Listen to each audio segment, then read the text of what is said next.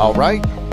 Welcome to the Red Pill Phone Tap, episode 16. I am Wesley, joined by my best friend in the entire world, Anthony, in the house. Anthony is very tired today, everyone, but he is passionate about this show. Yeah, I do this for the people. I'm the Bernie Sanders of podcasting, man. The music, it turns me into this. All right, man, get it together. Let all that bullshit go. It's time to help out my fellow man. Man, I tell you what a great show last week. If you guys are hearing this for the first time, I really encourage you to go listen to last week's show over Valentine's Day and some other topics. I enjoy it. We always go back and listen to it because we're paranoid that we're doing bad for our listeners. We're like, all right, because there was only one episode I was like, that didn't go over as well as I thought, you know. And I think it was also that episode.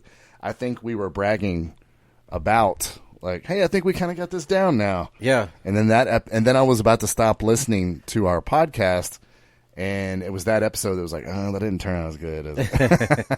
But coincidentally, my wife, that was her favorite episode. So I don't know. I mean, it's hard to hear your own, just like artists, you know, their paintings, their music, they're always critiquing the things because they created it, so they know the ins and outs, the ebbs and flows.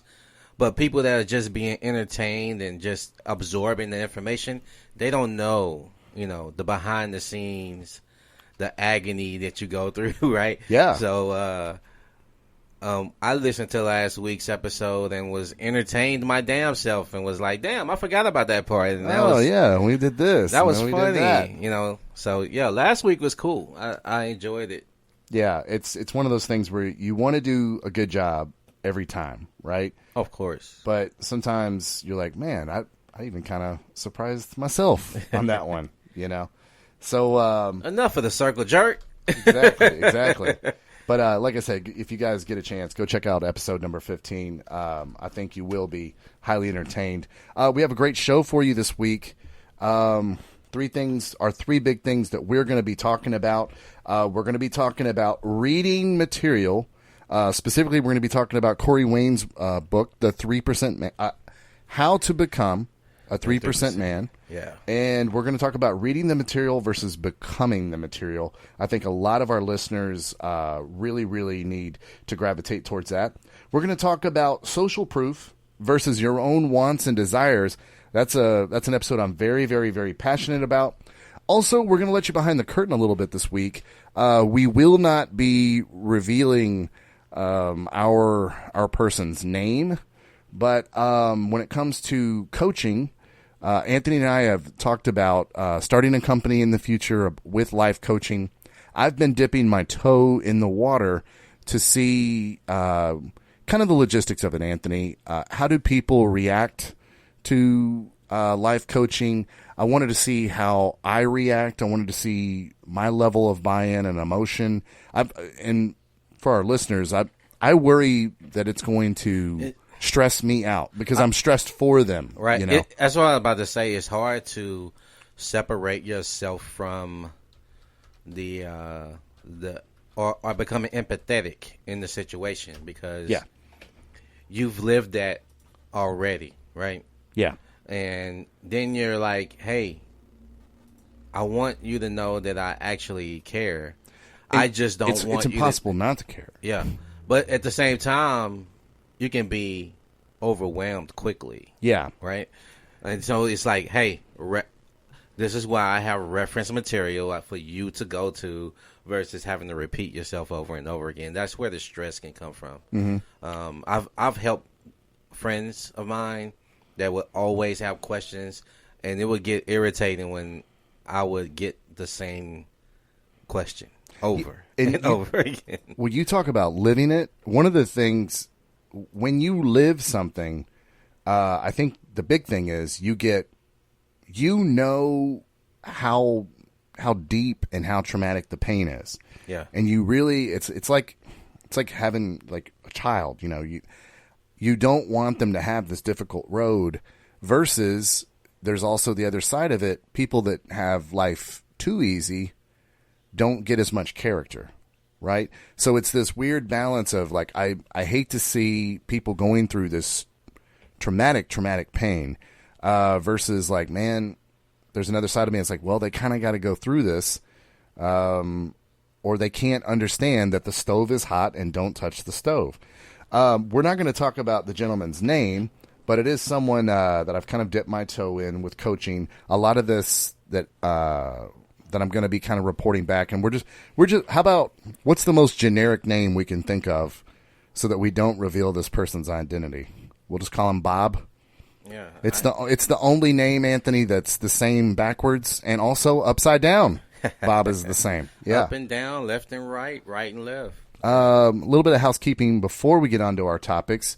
We have yet, Anthony, another new country listening to us. Man, that is always, that's impressive. I love it. I feel like we're taking over the world, Wesley. Well, actually 2 new countries. Want to thank all of our buddies in the U.S., United Kingdom, Canada, of course, is staying strong. Bahrain is still checking in with us. Germany, Hungary, of course, Australia. But now we're adding Poland, South Africa, and Norway to the group. Welcome, guys. Welcome. Hey. Yeah, welcome, everybody. Listening in Norway, Poland, and South Africa. Wait, Norway did join us last week, too, right? Yeah. It was, Norway. So it is, the new guys to the group is South Africa and Poland. We welcome you guys. Thank you. I've said this before. Americans, we only learn one language. Yeah. All these smart motherfuckers abroad, they know 2 or 3. We're quite lazy. Yeah, I apologize for our ignorance, but I'm glad that y'all know English so y'all can listen to the podcast. Thank you. Yeah, thanks for tuning in, guys. Anthony, our first topic today, reading the material versus becoming the material. You brought to me, while we were doing the pre-show, you brought to me a text thread that someone sent to you looking for a little bit of coaching, looking for a little bit of advice. Yeah. Would you share this with the group? Because it's very, I don't know. I think it speaks for itself in a lot of ways. Yeah. Now, let's set this up. He was on Match.com? Match.com. Okay. Does the obvious match, and then, texting back and forth with the chick, and then he's so ready to get on this date that he kind of defies a little common sense kind of knowledge that it takes to actually warm up a woman to actually get on that date, right? Yeah. So he skips this and is like, nope, have to get the date. Have to set the date. Wait, you asked my name? I got to get the date. I got to set the date. Oh, I'm gonna be mystique and mysterious with you and just set this date. I don't have anything else to do with you other than setting the date. And it's like, come on, man, you gotta feel her out first. Like, well, let's go to the tape though, because I want our listeners to wait. You wouldn't do this in person, so why are you thinking this is a good idea that's going to work online when you have less rapport? You can just tell, as Anthony breaks this out, you can just tell this person just watched a Corey Wayne video that says the phone is for setting dates. It's only for setting dates. And I would love to also point out that it plays right into my advice, which is don't be texting. Don't be texting. Okay. Don't you dare text. Don't you dare be texting. Okay. So go ahead, Anthony. He said the question. He's like, this girl messaged me on Match, And after a couple of days, she gave me a number. I called after work and left a voicemail for her. She continued texting me later that night, and when she wanting to keep learning. Look, I'm not dyslexic. It's just the way it's fucking written. And for those of you that are texting, please proofread your shit before you hit send. Come on, man. She continued texting me later that night, and when she wanting to keep learning one thing after another about me over the phone. Okay. That is his point of view. This bitch just keep on texting me, trying to learn. But he shared a screenshot of the text thread. Right. That's his point of view. But let's talk about reality. Let me pause right quick, though. Because before the show started, we kind of discussed a little bit. It was like, where you're going, if you're allowing this woman to ask you questions back and forth like that, that means she has control of the conversation. So you're being very beta in your conversation with her online. So this is why she's like, I don't want to do that because this is not where I want the conversation to go. Mm-hmm. So you've allowed her to lead you by the leash, and now you're wondering why she's not responding to your wants when you're asking for a date. So she's letting you know, hey, you haven't built enough, legitimacy for me yet. You haven't shown me that you're the man. I'm the one leading the conversation, so we're gonna go where I want to go with this conversation. So that's where you're kind of losing her. And now when you go straight robotic to I want a date. Now she's going to be like, okay, dude. Well, I'm sure our listeners are being driven crazy right now. They're like, I want to see what this text sounds like. All right. And we're not making fun, but I'm just going to tell you, his point of view was, this bitch keep asking me questions. Yeah. And he's like, man, I just want to set the date. But then read the reality, like what the text thread is. Here we go. She responded to him. So where are you from? He goes, you never answered my original question. And which we now know was him asking what her plans were for the weekend. And so she's like, I don't have any definite plans yet for this weekend. Maybe for Saturday, that teachers from work might go out. Well, let me know. I'd love to meet you and get to know you better. She goes, so where are you from, LOL? Again, let me know when you're free, and when we get together, I'll be happy to indulge your curiosity. And he goes, emoji cheesy face. Heading into the shower, I gotta run.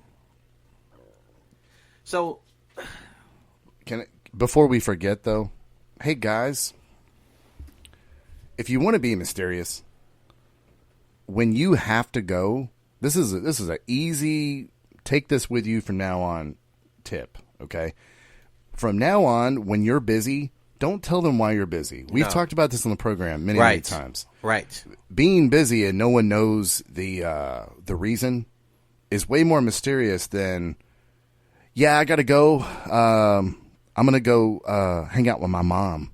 Like, oh, my God. It seems like every time guys tell women that they're busy, they always say the lamest shit. Like, I got to go wash my hair in this case. I got to go get in the shower. Who gives a fuck why you got to go? And, or just say, don't even say I gotta go. Just leave and not say anything, and then you're gone, and you're missing for fucking 12 hours. We talked about this before when you're talking about cold approaches. Say, hey, I gotta go, but I wanted to come holler at you real quick. And where you going? I don't have to explain that. I just gotta fucking go. I'm not gonna be here long. I gotta run. Yeah. So, explaining why you're doing something. Now, I will explain something if it's something like very intriguing. Like, for instance, I'll say, hey. Yeah, because you're schooled up on it. Yeah. I got to go. I got to go do a podcast. I know you do that one. Yep. Oh, really? Interesting. Yes. What podcast? Oh, yeah. Wow. I don't say do. I say I got to go record. So see, you've even got like all your like interesting, mysterious verbs down. Too. Right. Because I got to go to the studio. I know, and every single time it's what is it about? How long? What's the name? Like I said, I got to go. Yeah, exactly. and I don't. Once I do that, I don't respond. Even after I told you I have to go, and you don't recognize what I just fucking said. Yeah, I understand that you just know that it's about you. Yeah, you only care when it's about you and not what the fuck I got going on in my life. Yeah, this is why women don't respect you, because you don't stand firm in what the fuck you just said. If you gotta go, be the man that has to go somewhere. If you're saying, hey, I'm going out with my boys, I'll be back in a couple of hours, then she's like, but, and she'll give you a reason to stay or make you feel guilty from leaving. You're going to be the guy that's going to feel guilty and stay at home. Yeah. That's you. Because you're always giving fucking reasons on what you're doing and why you're doing it. And you don't, she'll respect you knowing that you're okay with saying what you got to do, and then you're going to stand firm in what the fuck you're doing, and you're going to do it, because that's how you live your life. It's not about reading a book and saying, this is how you live your life. No, I live my life this way because that's who the fuck I am. Yeah. That's not what I read in a book. You know what I mean? So that's the difference, because if you're convicted in how did you hear how I just changed? Because I felt it inside. When you heard the way I said it, it's because I fucking meant it, because that's my fucking life. It's not because some guy in a book told me so. Yes, that's where I read it from, but I learned to apply it to myself, who I am. Yeah. And you got to do that. You got to set your life up to where the material is who you are and not what you're reading. And I would like to point out, you said in the pre-show, which is a really, really good point, this is not how you would speak to someone in real life. Facts. Anthony, where are you from? Do you want to go on a date? I don't know what I got going on this weekend, LOL. So where are you from? Only can set date on phone. Corey Wayne said only use phone for date setting. Okay, but where are you from, though? Doesn't compute. Where do you want to go this weekend? When are you available to go? It's like dealing with like the Google Assistant. Like, sorry, I don't know how to do that right now. But where are you from? Sorry, I don't understand that right now, but I'm still learning. It's like, dude, we talked about this in the pre-show too. Well, let's stick on that for a second, because with texting, you guys that insist on fucking doing it, you know my advice on it. Right. Fucking, when Corey Wayne says use the phone to set dates, he means call the motherfuckers. And he doesn't mean sit there and fucking thumb them to death. Yeah.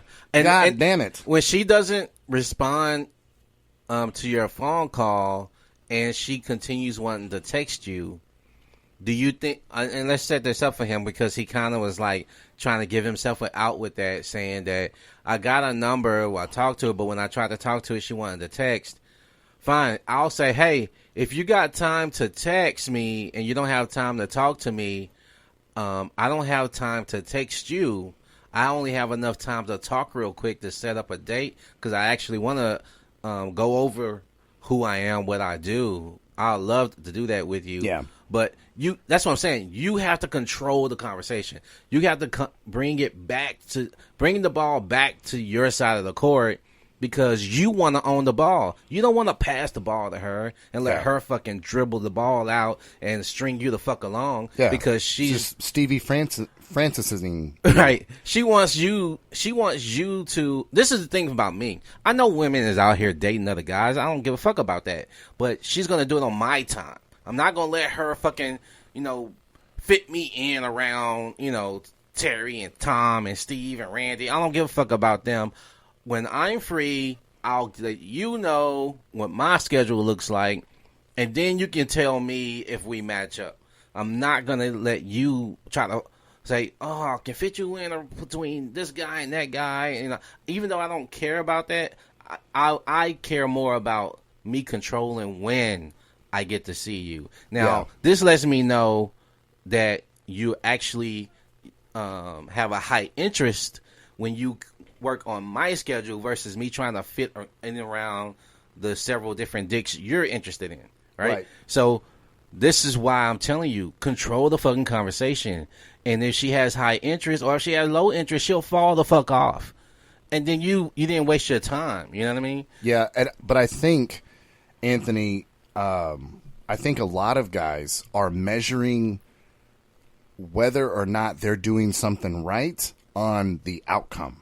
Yeah, you can't be caught up in that. Yeah, there's no scoreboard here, guys. If she was just kind of messing around with you and just, all I want to do is text, Anthony and I have got to get you to understand that's not a bad thing that happened. No. She was just a flaky bitch, right. And you don't want flaky bitches in your life. Exactly. But I think a lot of these guys are measuring the outcome. To support your point, and as soon as I thought of this, I was like, well, that doesn't really matter to me. Because you were talking about with I don't care if she's dating other people. I know this is how bitches work. Right. But I remember one time I got a compliment from a girl, and I don't care about that because bitches don't fucking know shit. But but I got a compliment from a girl because she kind of pointed out to me that she liked that I did what you're just talking about. She's like, you told me on the app, you said, hey, here's how I like to do things. I like to talk on the phone for a few minutes to see if our energy is good. Right. And then if that's cool, I'd love to meet up. Mm-hmm. And then, and maybe after, if that's cool, maybe, and I used to say meet for coffee. Mm-hmm. Okay. Then meet for coffee. Because you can still talk well on the phone, but then you go for coffee and you're like, okay, you don't look like your picture, so I'm just laying this out. I'm like, I like to talk on the phone for a little bit. And do I really like to talk on the phone? No. But I know that bitches will flake on you if you don't talk on the phone with them first. Yeah. So I don't really want to do it, but I'm going to lay out this is how it's going to go, bitch. I'm going to call you, then we're going to meet for coffee, then we'll go see. out. We'll go out a few times and see where things go. Yeah. And I remember her being like, I like that you took charge on that. You were like, yeah, and it was just when she pointed it out, I was like, huh, that was a weird compliment. I didn't realize I was doing that. I get but that compliment I had all the become time. I had become the material. I get that all the time. It happens so often. Is because I shrug it off because I'm like, I really don't care how you feel about it. Hey, we just got invaded. I'm sorry. We got invaded by my wife with food, and we got invaded by a dog. So, I don't care that you like it, but what it says though is this: a woman is leading the conversation with this guy. She don't even want to be in that position. She don't know how to control it. Because he's trying to get a date. You both match. You both have some interest. She don't know how to take it to the next level. And this dumb bitch is like, where are you from? So fucking small talking ass motherfucker. So it's she don't want to get on the phone, but you gave her permission to take control of the conversation. Yeah, and the other part of this too, I mean, again, for our friend that sent us this, and by the way, we're not dogging on you, but for our friend that sent us this, you just got really, really robotic. I mean, like I said, it's kind of like the Google Assistant. When you're like, hey, Google, how long is it going to take me to get to HEB? And she'll go right into that. She'll be like, okay, the drive to HEB in the Heights is blah, blah, blah, blah, blah. Sorry, I don't understand. Look at that. You see? See? We have Google Assistant right here. And she just, we did not plan that. I'm like, sorry, I don't understand. That was what it was like. And that's how women actually are when you put them in position. Well, I was talking about the guy. Oh, I'm sorry. It's like, where are you from? Sorry, I don't understand. When would you like to get together? It just kind of kept repeating it. Again, Anthony, you pointed this out in the pre-show. This is not how motherfuckers talk in real life. This is not how motherfuckers talk in real life. Boy. Let's go through some of those texts again. What was he saying? And it was something specific where you were like, oh my God, that's not what you would say in real life. Because I'm trying to get my Academy Award, Anthony, by trying to make some of the shit that guys text sound like you really would say it in real life. The rhythm of the conversation. You would not say this to her on the phone. Off. And what was the famous text that we read over and over again? The fun of the night is the mystery of the date. Man, you know. There's not something you would fucking say Right. in real life. The fun of the night is the mystery of the date. Like, no matter how many times I fucking try to say it in different tones and shit, it is just not something people would say. Why in the motherfuck do y'all text things? I'm sorry, I got to give you some tough love. Why in the motherfuck do y'all text things that you would not fucking say out of your mouth? Stop. Please, God, stop. Go ahead and hit us with it, Anthony. Hit us with the... So, when I feel bad, but... Because he already... All right, I'll go with it. I don't have any definite plans yet for this weekend. Maybe for Saturday that teachers from work might go out. That sounds like something somebody would say. No problem, right? Let's hear the next one. Well, let me know. I'd love to meet you and get to know you better. See, already. I don't like that.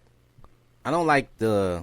I didn't like any of that text. I don't... Because it sounds like Your Highness. Yes. I would like to get to know you better, Your Highness. I love to meet you and get to know... Like, because... But you would never say that. And let me read it. I want to like read it like it's a script.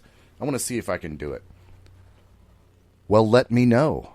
I'd love to meet you and get to know you better. It doesn't even this come off my... This is some romantic comedy conversation, man. Yeah. And I don't... You know who says this? You know what Friends character says this? Ross. Oh, that's a definite Rachel, Ross. Well, let me know. I mean, I'd like to meet you. Everything and get about to know Ross you better. is weak. Rachel. Yeah. Yeah, I hate that. So where are you from, LOL? Again, let me know when you're free. We get together. I'll be happy to indulge your curiosity. Do you see? But do you see any? Doesn't that sound forced though? It doesn't sound like something people would say. Yeah, it doesn't sound natural. It's not a natural conversation. And even though you're texting, you wanted to seem natural. Now maybe you're not a natural conversationalist. Yeah, maybe that's your issue. But because if that's your issue. That's probably why she don't want to meet you yet.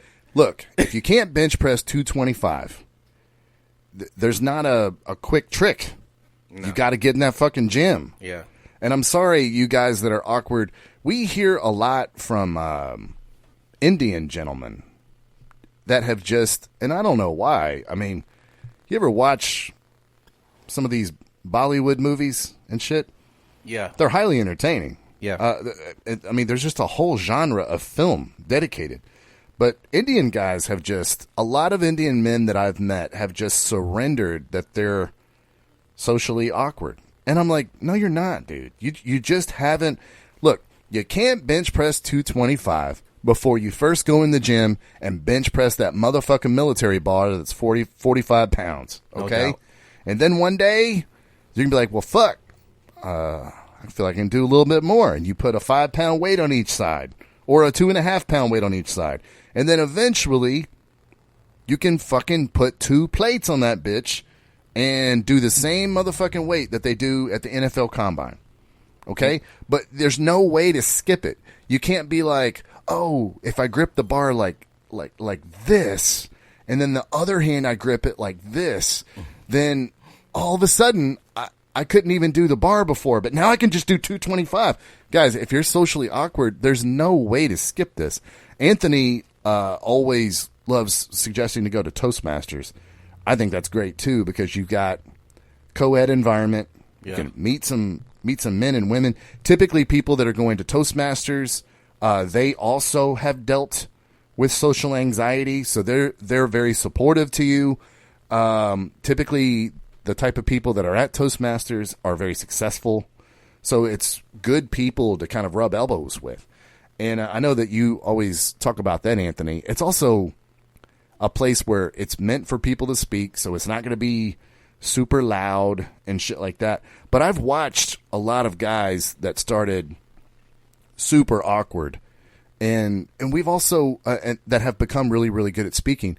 But also, we've become this society where, especially with women, they kind of celebrate being awkward. You've seen that show, or pieces of that show. I don't think I've seen an entire episode. But the show New Girl, with that real awkward actress. No. I think a lot of our listeners will know. But it's almost like there's a scene where he's like, you can't say the word penis. And she's like, I could totally say the word. Well, go ahead, say penis. And she's like, peni. No, you didn't say penis. You said peni. And it's like they're celebrating her awkwardness, like comedically. Yeah. And so I had this friend who was kind of like who was very endeared to this character and was very much trying to like take the identity on, like, I'm just awkward. It's like, dude, that's not something to celebrate. No. Just like it's not something to celebrate that you can't pick up a lot of weight. What if someone fucking tried to rob you, or tried to attack your kid, or tried to attack your lady, or whatever? You need to get in that gym and work out these muscles to be less awkward, to be more strong. I mean, there's no way to skip this process, Anthony. And if I'm gonna be real honest with you, this is part of the learning process, and you have to get in and mess up like this to know better, right? And what's happening in your you're not getting the reaction you thought you should because you're doing what the book said, right? But you're not comfortable enough in the conversation to know that, okay, either I gave her too much leeway to lead the conversation, to know that you need to bring the conversation back to your control. So you gotta kind of play her game, but then twist it back to you leading the conversation. This is now just like I mentioned, like, play her game. We're gonna talk in a few minutes first, right? Even though I don't want to do that shit. No, I could call you.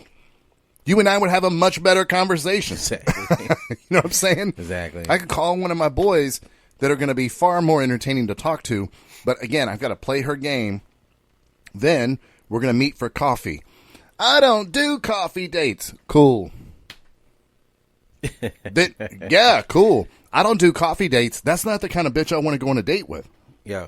No. Coffee dates are below you. Yeah. You're above that. Motherfucker, everybody likes coffee. Calm the fuck down. Like, yeah. What have you done when it comes to? I know it's been a while for you since you've been dating, but yeah, it's been a couple of years. When the conversation gets out of your control, or has it? It didn't go the way you thought it should. Do you? Because this guy seems like he started to panic when it wasn't working, right? So when you panic with a pop quiz, you get a question on the pop quiz you don't fucking know. You're like, oh shit. So the gears start to turn, and then you don't have enough oil, so they start to fucking burn out, and now you just go back to this is what I say about becoming the material versus knowing material. You're trying to remember what to do versus knowing what to do. Yeah. And now you're just like, oh man, what's next?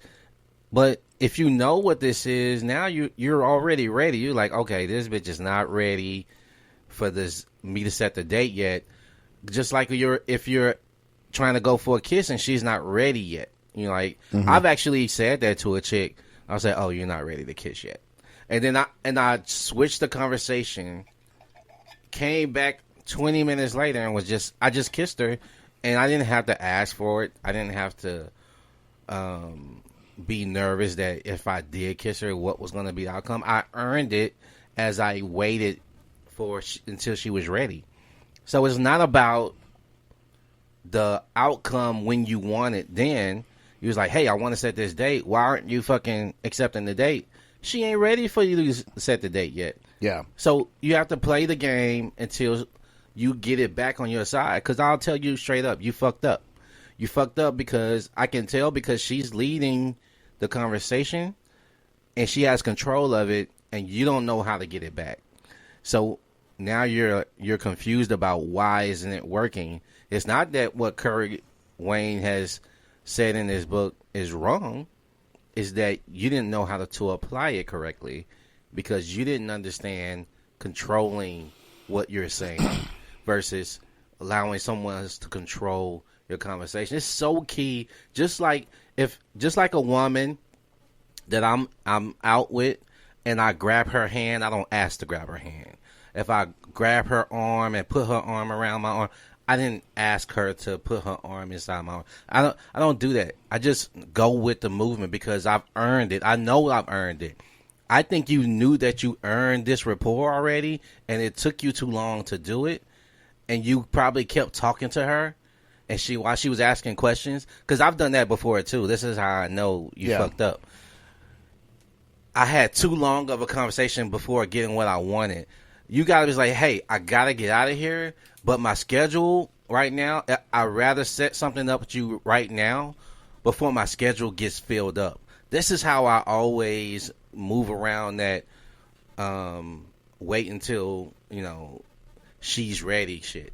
I set the tone. I say, hey, I don't have a lot of time. I gotta, before my schedule fills up. So now I'm putting the pressure on her like, hey, you need to get in. If you like me, girl, you better get in with this because if not, my schedule's gonna fill up. She don't know what my schedule is filling up with. I could be talking about other women for all she knows, but she just knows that now. You're giving her information. You're like, okay, how high is your interest, bitch? Like, are you really interested? And if you are, you need to take some of this open time I have before it's no longer available. I'm so glad that you brought this topic up about getting physical. And by the way, it's analogous to the other things we're talking about. Yeah. I will tell you, and I don't think I've ever said this on the program before, one of the like the best like fundamental advice out of Corey Wayne's book, because you can kind of become the material and become the alpha, but there is a fundamental that the book really helps me with that I was blown away at like how real that fucking advice was. I'm like, God damn, this is so fucking true. And it's what you just brought up is escalating to something physical. Yeah. And then doing it too soon. And Corey Wayne, his coaching in the book, and again, guys, the name of this book is How to Be a 3% Man. And by the way, John Miller is giving us a big shout out from Ireland. John, we love you, bud. Thanks. Welcome to the show. But one of the biggest fundamentals that I got from the book was if you go and she's not ready to be physical yet, she's saying no, but it's only no for now. Like if you went for the handhold and she's like, whoa, that's a little bit much, then, you got to make a quick joke. I don't know, girl. I was world champion handholder in 2003. You're missing out, but all right. And just make a little joke. Don't get offended. Don't be like, ooh, I'm sorry. I'm a gentleman. I won't do that again. Corey Wayne just tells you in the book, just move on. At 10:30 p.m., she doesn't want to hold your hand, but at 10:42, bitch has got her whole arm around your arm. You know what I mean? I mean, that was one of the biggest fundamentals that I didn't know about that I learned from the book, where it's not no, it's no for now. Let me tell you, because I wrote this down. One of the things that I've seen guys do is, and again, guys, this is something that alpha males don't do. They don't fucking walk around the world and get butt hurt. Okay? What I've seen guys do is go for a kiss and they feel that sting of rejection and they just get mad and kind of pouty. And later in the date, they're like, well, you tried to kiss me. No, you didn't want to kiss earlier. Motherfucker, will you get out of your own goddamn way? They will like get all pouty and be like, oh, no. King petty and shit. Yo, I know, dude. Like, hey, that was one of the most groundbreaking things for me the first time through when I read the book, because when I was dating, it was so true. Yeah. It was like, for first of all, women are battling with plausible deniability in their head. Right. And they're like, well, I don't want to be a hoe. I don't want to be a hoe. I don't want to be a hoe. And then, so they've got that going on in their head. And then a lot of times it's just like you said, you just haven't built up to it quite yet. You went for it a little too soon. That's cool. Come back and try it again in 20 minutes. Yep. I mean, 20 minutes was like a pretty damn good metric for me too. If there was a clock in the room or something like that, 20 minutes was like, oh, okay, and it was just kind of a really good metric. And another thing that it allowed the women to do that I realized, it allowed them to say no, and no is available to them. So that makes them so comfortable. They're like, yeah, great no, no is available to me. Yeah. If I just tell him no, he's a dude that'll be like, cool, you ain't ready yet. It's all good. And then they open up a lot more knowing that no is available to them. If this goes too far, I can just say no. That happened, man. And I remember her commenting to me that, wow, I'm really impressed that you listened when I told you that I wasn't cool with that. And guess what? Anthony's like me. Compliments from women don't mean shit because they don't know shit. Right. But it is cool to get a compliment every now and then. Well, what it does is just confirms some shit with what I'm doing is correct, right? It's not some magic shit, man. Think about it, man. You can't even, Wesley's my friend, but if I don't want to do some shit, I mean, if he's in a situation where it's like, well, yeah, I don't feel like doing that, but I'll get off my ass and help him. He's my friend. Yeah. But if he's like, hey, man, I want to hold your hand, I'm like, no, move your fucking hand away from me. I'm not fucking holding your hand, dude. I just want to hold your hand, man. No homo. No homo. Get the fuck away from me. We both share a friend, and this guy is fucking huge, man. He's like, how old is he? Six. How big is our mutual friend on Broward? What is he, like 6'4", 6'6"? And then he comes up and he always wants to hug you. It drives you insane. He wants to bear hug me, man. Like he wants to put both of his fucking paws around me and grab me, and I feel like a little bitch in this big ass dude's arm. So I told him, I said, man, listen. First of all, I love your move because you always turn sideways. Yes, and you put your arm because like you go full Heisman. Like, hey man, I told you. I don't like this shit. I don't like being engulfed by no grown fucking dude. So what does Kaz do? He waits 20 minutes and comes back to do it again. But guess what? I don't give a fuck. I told him this. He's my friend. I love him to death. But I don't like being grabbed. Like, I can hug Wesley that way. We're the same build. So I don't feel engulfed. But this motherfucker is huge. So when he tries to grab me, I feel small. And then, what if he lifts me off the fucking ground? I feel totally emasculated right there. 100%. So I'm like, listen, man, when we say goodbye, we give dabs and side hugs. We don't fucking grab front to front. You know what I mean? Because you're not fucking making me feel small. Even though I know you're a bigger guy, I still don't give a fuck. Because if you get closer to me like that again, I'm giving you elbow to the throat. And I still love you, man. But you ain't going to just grab me like that. So we have a request in the live stream for a hug. One of the original gangsters that's been with this show since episode 1. Miss Erlene Mango. Hello, Erlene. Very big fan of the show. Now, Erlene doesn't agree with us on everything, and I don't care. Shit, I don't know everything, but but Erlene has been a big listener of this show since day one. We got to give her a shout out. Also, let's give her a shout out to her podcast, Anthony. Shall we proceed? I was about to say, why is my mind drawing blank? The Shall We Proceed podcast. Look for all of her podcast info on Instagram. Shall We Proceed podcast. Erlene's a dear friend and a very, very big fan of this show, so we appreciate you out there. I would say follow her on Instagram first because she does some drop-in lives on Instagram. They're pretty funny. She'll do some rants, and you'll get to really enjoy that. I find those enjoyable. Yeah, Erlene's got great takes on things. Yeah, this is not. We have said on this show many times that Anthony and I are the only true feminists out there. This is not the He-Man woman-hating show. We are a true feminist because we actually hold women to an equal standard. We don't pat them on the head and go, happy wife, happy life. Not at all. No. Oh, hey, you know what? You know, when mama's happy, everybody's happy. Get the fuck out of here. Yeah. We actually hold women to an equal standard on this show, which is contrary to everything you see in mainstream media. Oh, for sure.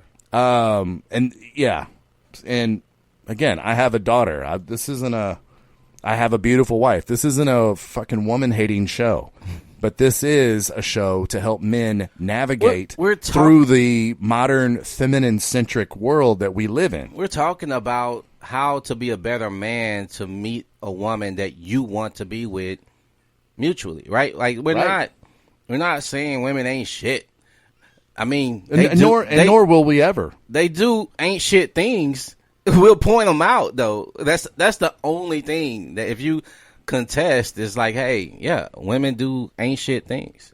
So yeah, they're not this perfect fucking entity walking around that we gotta bow down to and fucking change everything about us if we want her to like us. That's a weak stance, and guess what? She won't like you even if she does give you the time of day. At the end of the day, she's gonna move around from you because that's a weak stance. She's not gonna feel that you can stand up to anybody else in the planet if you can't stand up to her. Well, because on this show we do specific examples, right? Yeah. I have a specific example, and I was talking to our gentleman. We're going to refer to him as Bob.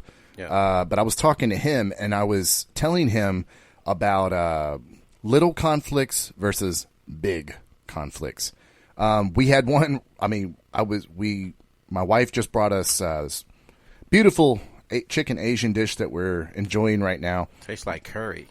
Yes, actually, yeah, it's curry. Yeah? It is. I think it is curry. We need to get some soy sauce and some Thai chili. Yeah. In our life chili. To add to this, but and sriracha, but she was cooking, and I went out. You and I were doing the pre-show, and it was frustrating because the baby is hungry, and the baby was crying a different cry, real tears coming out, like that's how hungry she was, and I don't understand because we had just fed her a couple hours ago, but she was just in her feelings and hungry. So, former restaurant manager. I walked by, the chicken was turned off, and it was just in the pan. So it was this weird in-between temperature. And chicken, poultry, guys, you got to watch it. It's either got to be sitting on ice or under heat, or it's got to be under heat. Otherwise you risk getting sick. Yeah, danger zone. And I knew that my wife did not like, because she was in a frustrating situation. I'm going into the podcast where I'm going to be off page for 3 hours, plus we had to do pre-show. So she's out there cooking and dealing with the baby who's really, really upset, but I'm the captain of this boat.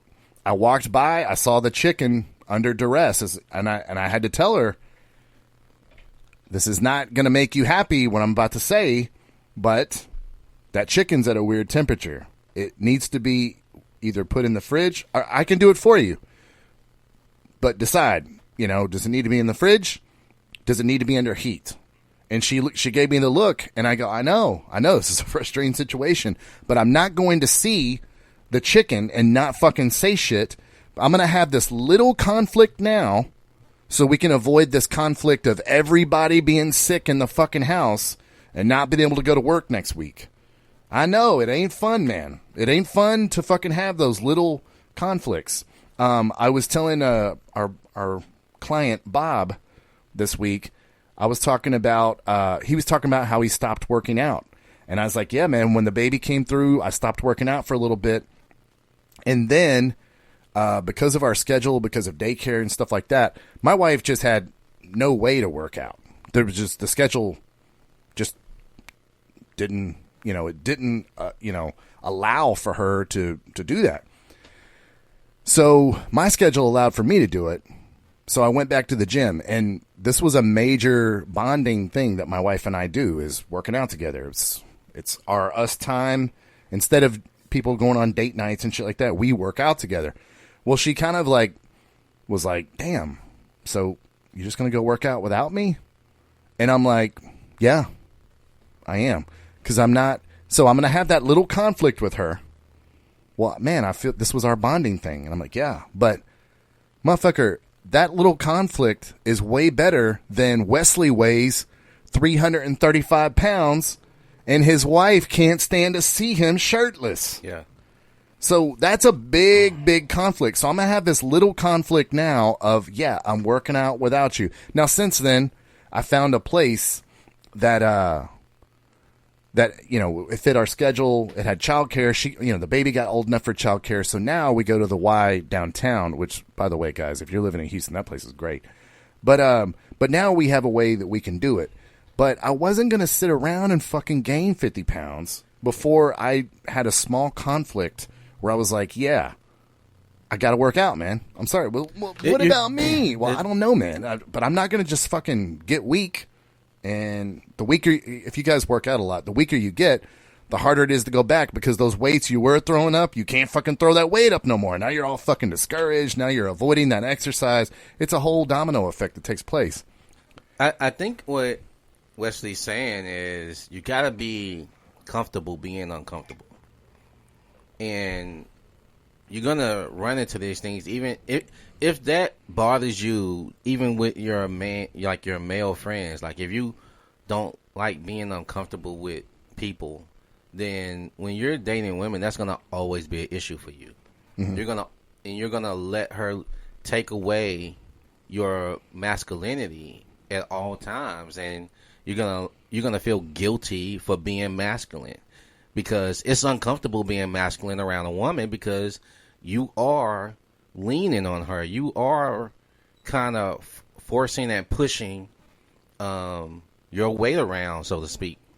When you're engaging women. So we have a great comment, and for those of you that are listening to the podcast via Spotify and stuff like that, just so you guys are aware, we do have a Facebook group where we are going to be live streaming our episodes in now, and we have Erlene that made a really good comment.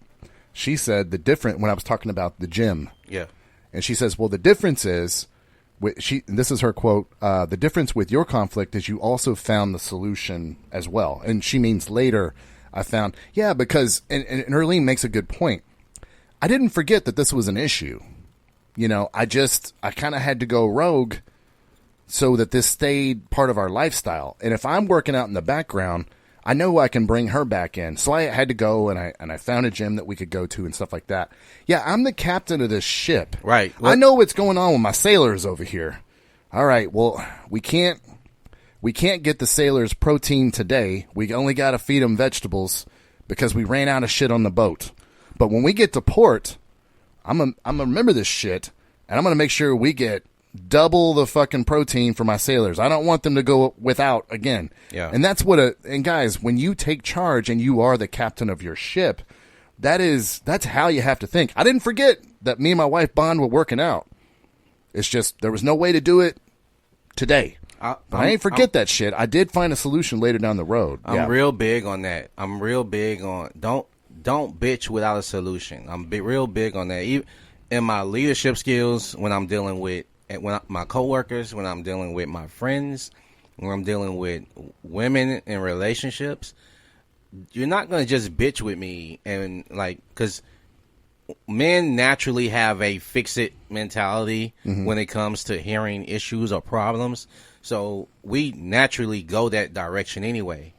That's why when you say, okay, I'm listening to you, I hear this, but sometimes you got to repeat what they said. So you can say, hey, so you're saying you're having a problem with this.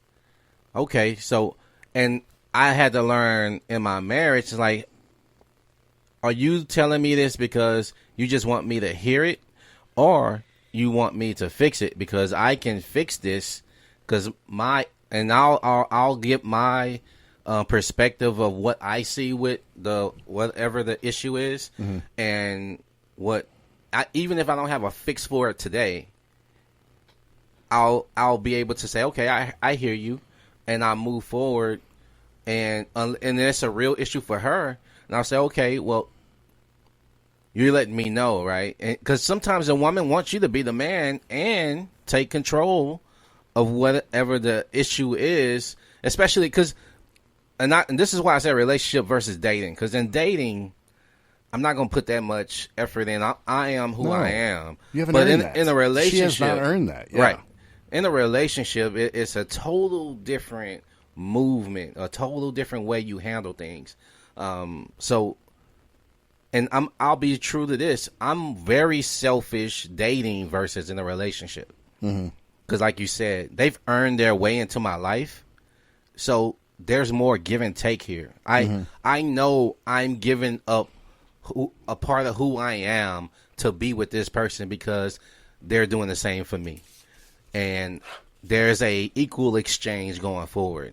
And when it's not equal, now you're just one person pulling the weight of the relationship, and that's when things start to kind of get uneven and start getting unbalanced, and somebody's feeling some kind of way about the relationship now, right? Yeah, and a lot of what masculine and feminine polarity is all about, and you know, we've always welcomed our LGBT friends onto this show as well, because we always know that even in gay relationships or pansexual relationships, there's always going to be a masculine energy, there's always going to be a feminine energy, okay? And polarity is a big part of attraction. It's a big part of raising children. It's a big part of your relationship functioning and being successful. Now, the problem occurs, and if you ever heard a man accuse another man of like, God, you act like a woman. Mm-hmm. Okay, the reason it's insulting, it's not a bad thing to be a woman. It's bad when you don't play your role. If you're a man, you need to be masculine. You need to create that masculine, feminine polarity that you would have when relating with others. Now, to use specifics, go ahead. I'm going to let you finish. What I love about what you were saying is that a woman may not like what you're doing in the moment that you're doing it, but guess what? She gets turned on later because she gets to see what happened and how it played out, and you were being masculine, and guess what? You're getting head that night. You don't know why. You're like, what? Why is she so into me? And it's because you was doing some masculine shit. It was a small conflict versus this big conflict later. And then she was like, my man was being a man. And he put me in my place. Now I'm very, very close friends with a woman. Mm-hmm. And, and that's unusual when men and women are like really close best friends. But her and I genuinely have a platonic relationship. Do you know how many times I've heard her say that I appreciate that my husband puts me in my place? Countless times. I bet they have a great relationship. Yeah, because the masculine and feminine polarity always exists. He's a very masculine guy. He's an officer in the U.S. Army. Just made major. Congrats, by the way, Caleb. But he plays his role. So when we look at a man and it's like, God, you fucking communicate you're acting like a woman. Yeah. What we're not saying women suck. We're saying you're not playing your role. And specifically, you and I were having a conversation last week when we were doing a little bit of, jumping around with ideas, what we're going to do on the show that week. We brought up a client, and we can mention him by first name. We brought up a client. His name was Matt, that we worked when we worked at the same company together. Yeah. And Matt always had something in his head or some test in his head that you weren't passing.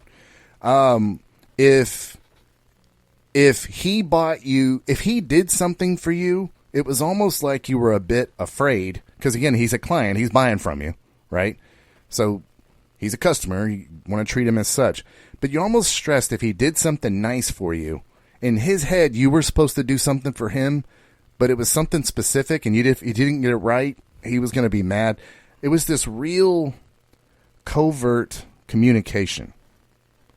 This real terrible covert communication that I absolutely hated.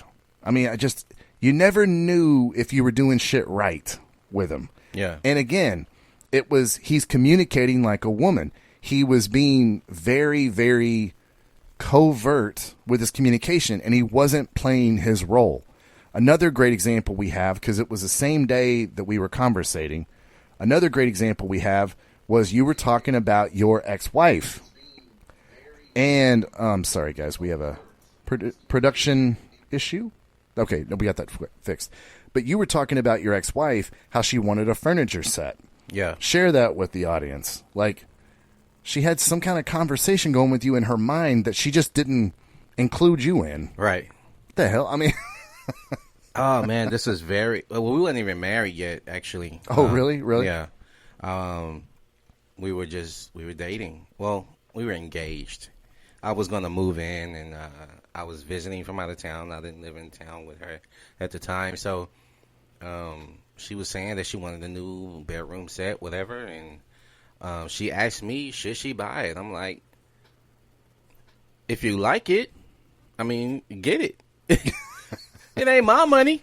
You know what I'm saying? Yeah, very simple. You're like, I mean, motherfucker, get some furniture. I don't know. Like, what did you do before you met me? Did you just sit in an empty fucking apartment? Like, yeah, man, just get it. I don't know. Like, so, I don't know what's going on, but later on I found out that was a big thing with her because she got this furniture. I didn't mention anything about paying for it or splitting the cost, and in her mind, I should have done that. And I don't know how you do business, Wesley, when it comes to somebody owing you money. If you say, "Hey, man, you want me to help you with those groceries that you're buying?"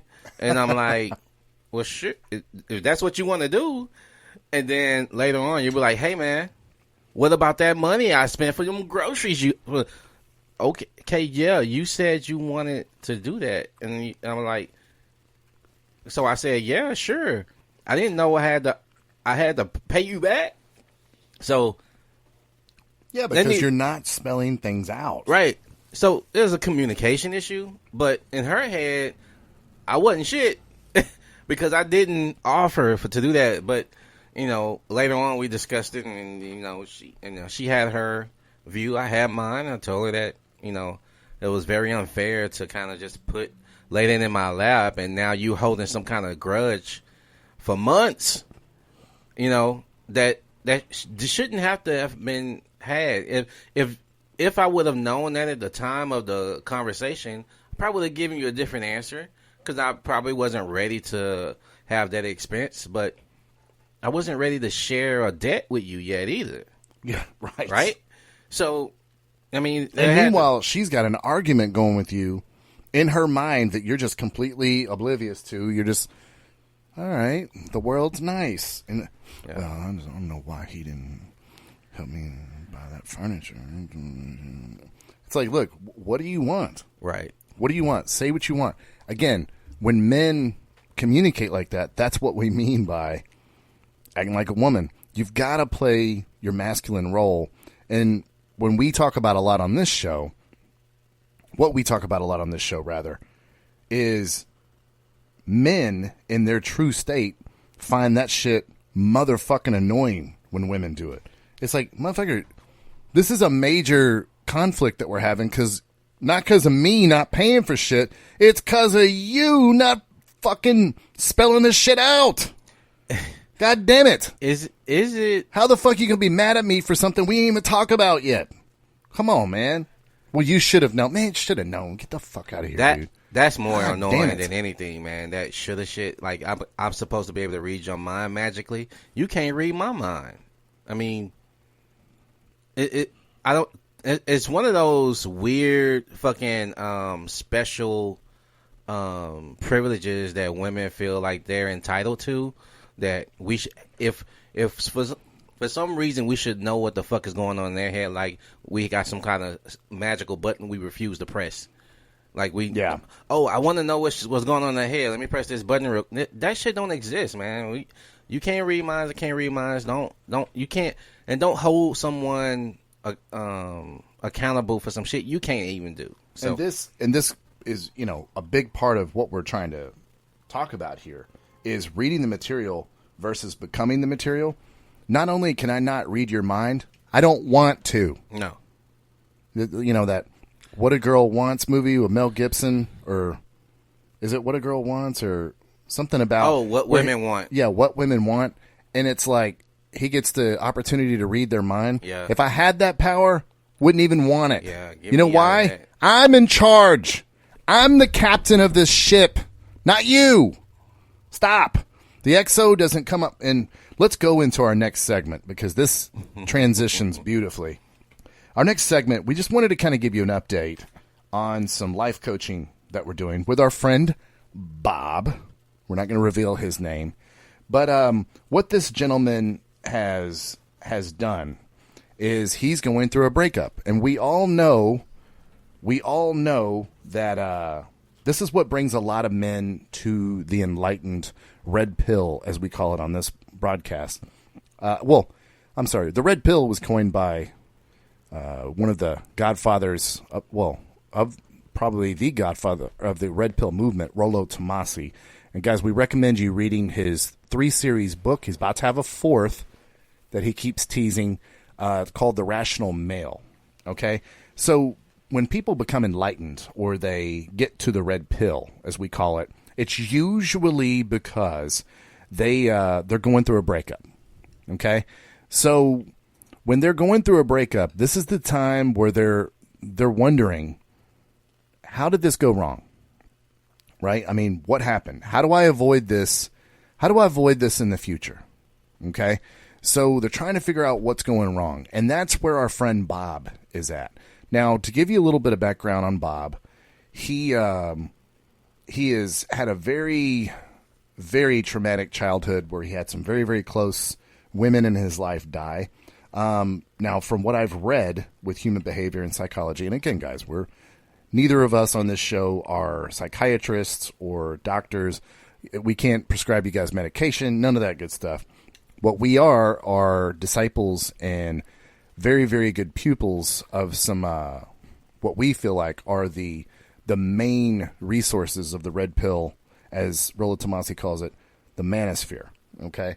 So we can guide you, because we are black belts in this vein of the world, let's call it.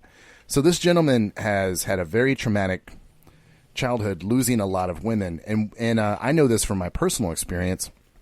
My biological mother walked out on me when I was 3 years old, and it can cause you to, your relationships with women, it can cause you to grab them, just, oof, I gotta... Anxiety builds. Yeah, the anxiety of losing someone, okay? And it's this hole that it's really, really hard to fill. It takes a lot of self-work to fill this hole. And guys, I always say, holding on to a relationship, whether it be a friendship or a relationship with a woman, it's like squeezing sand. The harder you squeeze it, the more comes out of your hand. What you have to do is just hold your hand out, pour that sand and let it pile up, and just stand there, open. The sand can blow away in the wind. You're not going to do anything except sit there and accept the sand into the palm of your hand. I love and that just analogy. Let it pile up.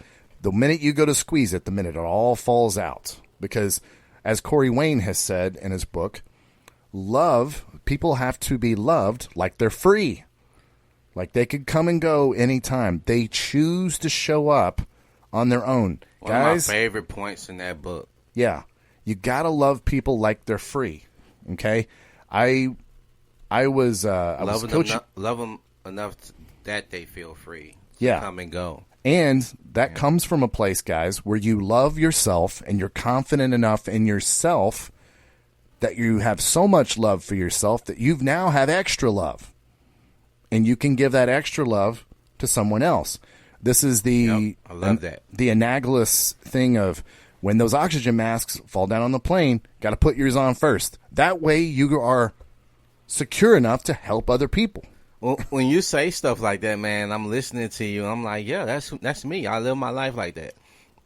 That's what I'm saying. You have to be we are what we talk about. It's not what we're reading. You know what I mean? It's a total different concept to that. I'm sorry. I ain't mean to cut you off. It's No, just that no. I mean, you hitting me with something. I'm like, yeah, lights are coming on in the house and shit. You know what I'm saying? Well, when I talked to our friend this week, he was like, "Well, I've got a," and he's again, guys, a lot of traumatic loss of women early in his childhood, going through a breakup right now, and he is in this stage that a lot of guys find themselves in. I've got to go talk to her so I can negotiate this relationship back. And, back to what? Yeah. Well, you cannot negotiate someone into desiring you. You can't. It's this thing that a lot of guys will do, especially when they're being like self-loathing. You can go to your buddies, everybody listening to this, you can go to your buddies and be like, but I did this for her. And I also bought her kids this. And I also did this. What a bitch. How could she not? Guys, she's not a bitch. She just doesn't want you. And here's the analogy I gave him. I said, Bob, what is a food that you don't like? He says, I hate radishes. And I was like, no, radishes. So you hate radishes. So why don't I just sit over here and tell you why you should like radishes, and just really, I'm going to come over later, because he was coming over there later for pizza, right?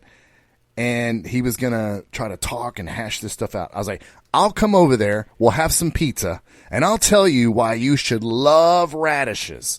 But I mean, radishes have done so much for you. Do you understand, man? Radishes are in this food, and it helps your body do this, and it ain't going to make nobody love radishes, man. It's just not. Desire it cannot be negotiated. Yeah. So he asks me, he's like, well, shit. Well, what do I do then? And they're working out some finances. He has to get some money back to her, which I suspect is a big motivator for her to have him over for pizza. Okay? I pointed out to him, if Dwayne Johnson wanted to come talk to her, or Chris Hemsworth wanted to come talk to her, she wouldn't just be, hey, Chris, love the Thor movies.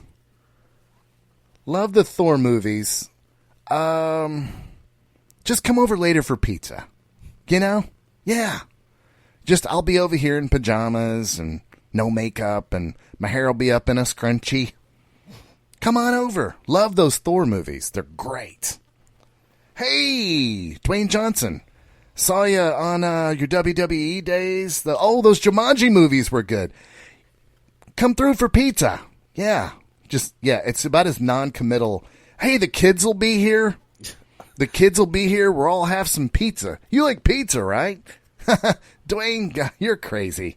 Hey, I like those new Under Armour shoes you just came out with. Come on through for some pizza.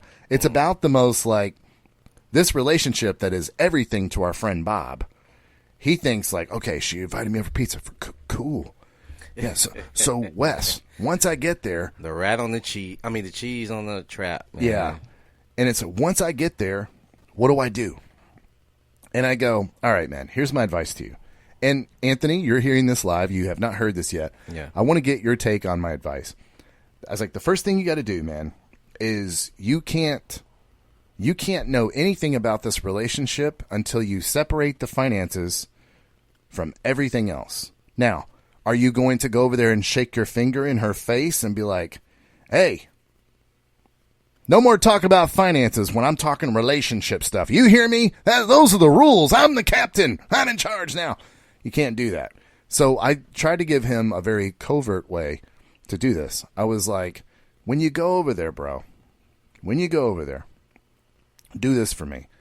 Tell her, hey, we got two things going on. And so he was supposed to come over and have pizza. I was like, don't go in.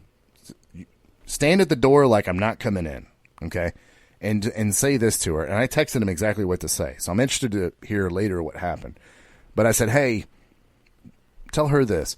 We've got two separate things going on. Finances, and we've got this relationship thing that we may or may not work out. We don't know what's going to go. whenever we're dealing with the finances, I don't want us to be doing relationship stuff. I want to keep those things separate. Finances, again, are going to be real challenging when people are used to two people living in a house together with the same bills and two income streams.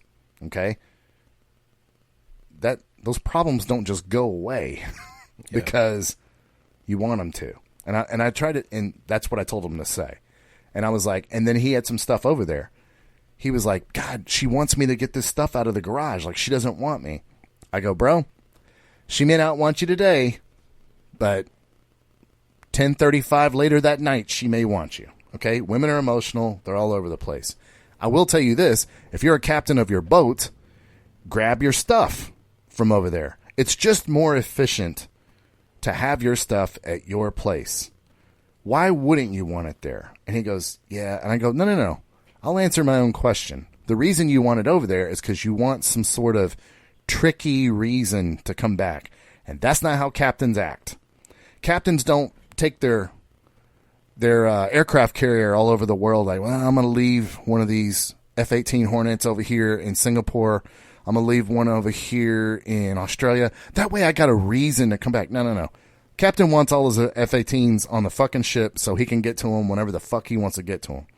And he was like, well, yeah, but it's not stuff that I use. But it's stuff you own. So if you ever need it, it needs to be on your boat. Okay? And I said, hey, tell her that at the door. Grab your stuff and then get out of there. Let her know I'm setting a precedent. We're going to separate the finances. I was like, then you're going to leave. Now, she's going to want to test the waters like, uh-oh. Is he falling out of love with me? And she's going to text you later. I guarantee you she will. You don't answer text. There's no relationship. You don't have that access to me. Let me get all my stuff. We'll talk. Hey, here's the money that you need. Not coming in for your little fucking, your scraps of pizza with the kiddos, motherfucker. And I was like, you're going to set a standard. Like, there's no more relationship. You don't get access to me via text. You don't just get to set all the fucking rules. That was my advice to him, Anthony. Your thoughts on that? No, I like it. It's solid. You definitely taking control of the situation and not letting it be manipulative, because you don't have any room to manipulate you because you're controlling each aspect of the conversation, the actions, the property. You're taking control of it now because she thinks she's in control. That's why she's doing all this dictating to you. But as soon as you say, you know what, I see your play, and watch this chess move I make on you. Yeah. Because the thing is, man, women kind of think one way, man. They got one plan. And no one taught me better than the GOAT himself, Patrice O'Neal. How women go into situations with a plan, but when you are, as a man, become a man and start doing and saying manly shit, they fucking comply. Again, they may hate it that you actually started to step up and now be a man because they wasn't experiencing that with you before, which is why they feel like they can control the situation. So you being a man now, you said separate the finances and the relationship. But I'll say separate another thing. Separate the fucking resolution and the conclusion of what happens. Separate that too, because you don't give a fuck what the resolution is. You put very good point. You're putting too much care on her reactions, and how she reacts is going to affect how you react. You take that off the table, because that's how she's able to control you. As soon as you take that, like, hey, I don't care how this plays out. That's upsetting me. What you're doing's upsetting me. Oh, my bad. Oh, wait, we can do this over here. Yeah. How about pizza at your house? Oh, the way you was even explaining it, like, I don't feel Bob is going to have. He doesn't have that inside of him enough yet. Yeah. To even, because I can hear the conviction in you even describing it versus him actually having to do it. Because if this is new to him, and it's probably new to her too, because if he was acting this way originally, she wouldn't feel like she could manipulate him in this way. One of the things I told him too, Anthony, I think you'll like this take, is because you just said, this is not just new to Bob, this is new to her. So she's like, whoa, I don't know this game yet. I never played this video game. Right. I don't know the controls. So one of the things I pointed out to him was, to your point, she doesn't know this game. One of the things I pointed out was, bruh, this is why I just tell you, it's probably just easier to move on. What you've essentially done here, just to use an analogy, is this is Bob's words, not mine. He says, I was so weak, I was so needy, I was so clingy because of my lack of confidence. And it probably has a lot to do with Bob dealing with losing women in his life to death too. And I said, Bob, the reason I wish you would just move on out of this, the reason I want that for you is because what you've done is you've wrecked a car. I mean, you've totaled it. You know, your words, not mine. You were needy, clingy, you were a bitch, you were, you know, and by the way, sidebar to that, we're working on that. He's like, Wes, I need you to help me become strong. And I'm like, yeah, we got something for that. Don't worry. But I told him, he's like, you wrecked a car and you've totaled it. And now you just want to painstakingly fix this car back to brand new. It would just be easier to get a different car, bro. You know, there's a reason that insurance companies total the car. They're like, look, it would take too much to fucking bring this motherfucker back. Okay? It got hit completely in the side by a goddamn 18-wheeler. It's bent all to shit. The frame's fucked. It would be too hard to do this.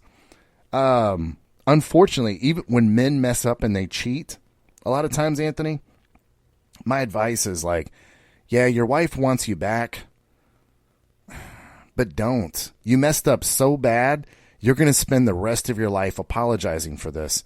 Your kids are going to see you demasculated in front of them. Because I know it was your fuck up. Yeah. I know it was your fuck up, and you feel like you've got to make this right by this other person, but it's a small conflict now to avoid this lifetime of apology, because nobody wants to do that. Nobody wants to be reminded of their worst moment every motherfucking time their wife gets in a bad mood. Yeah, fuck that. Or has a little too much to drink.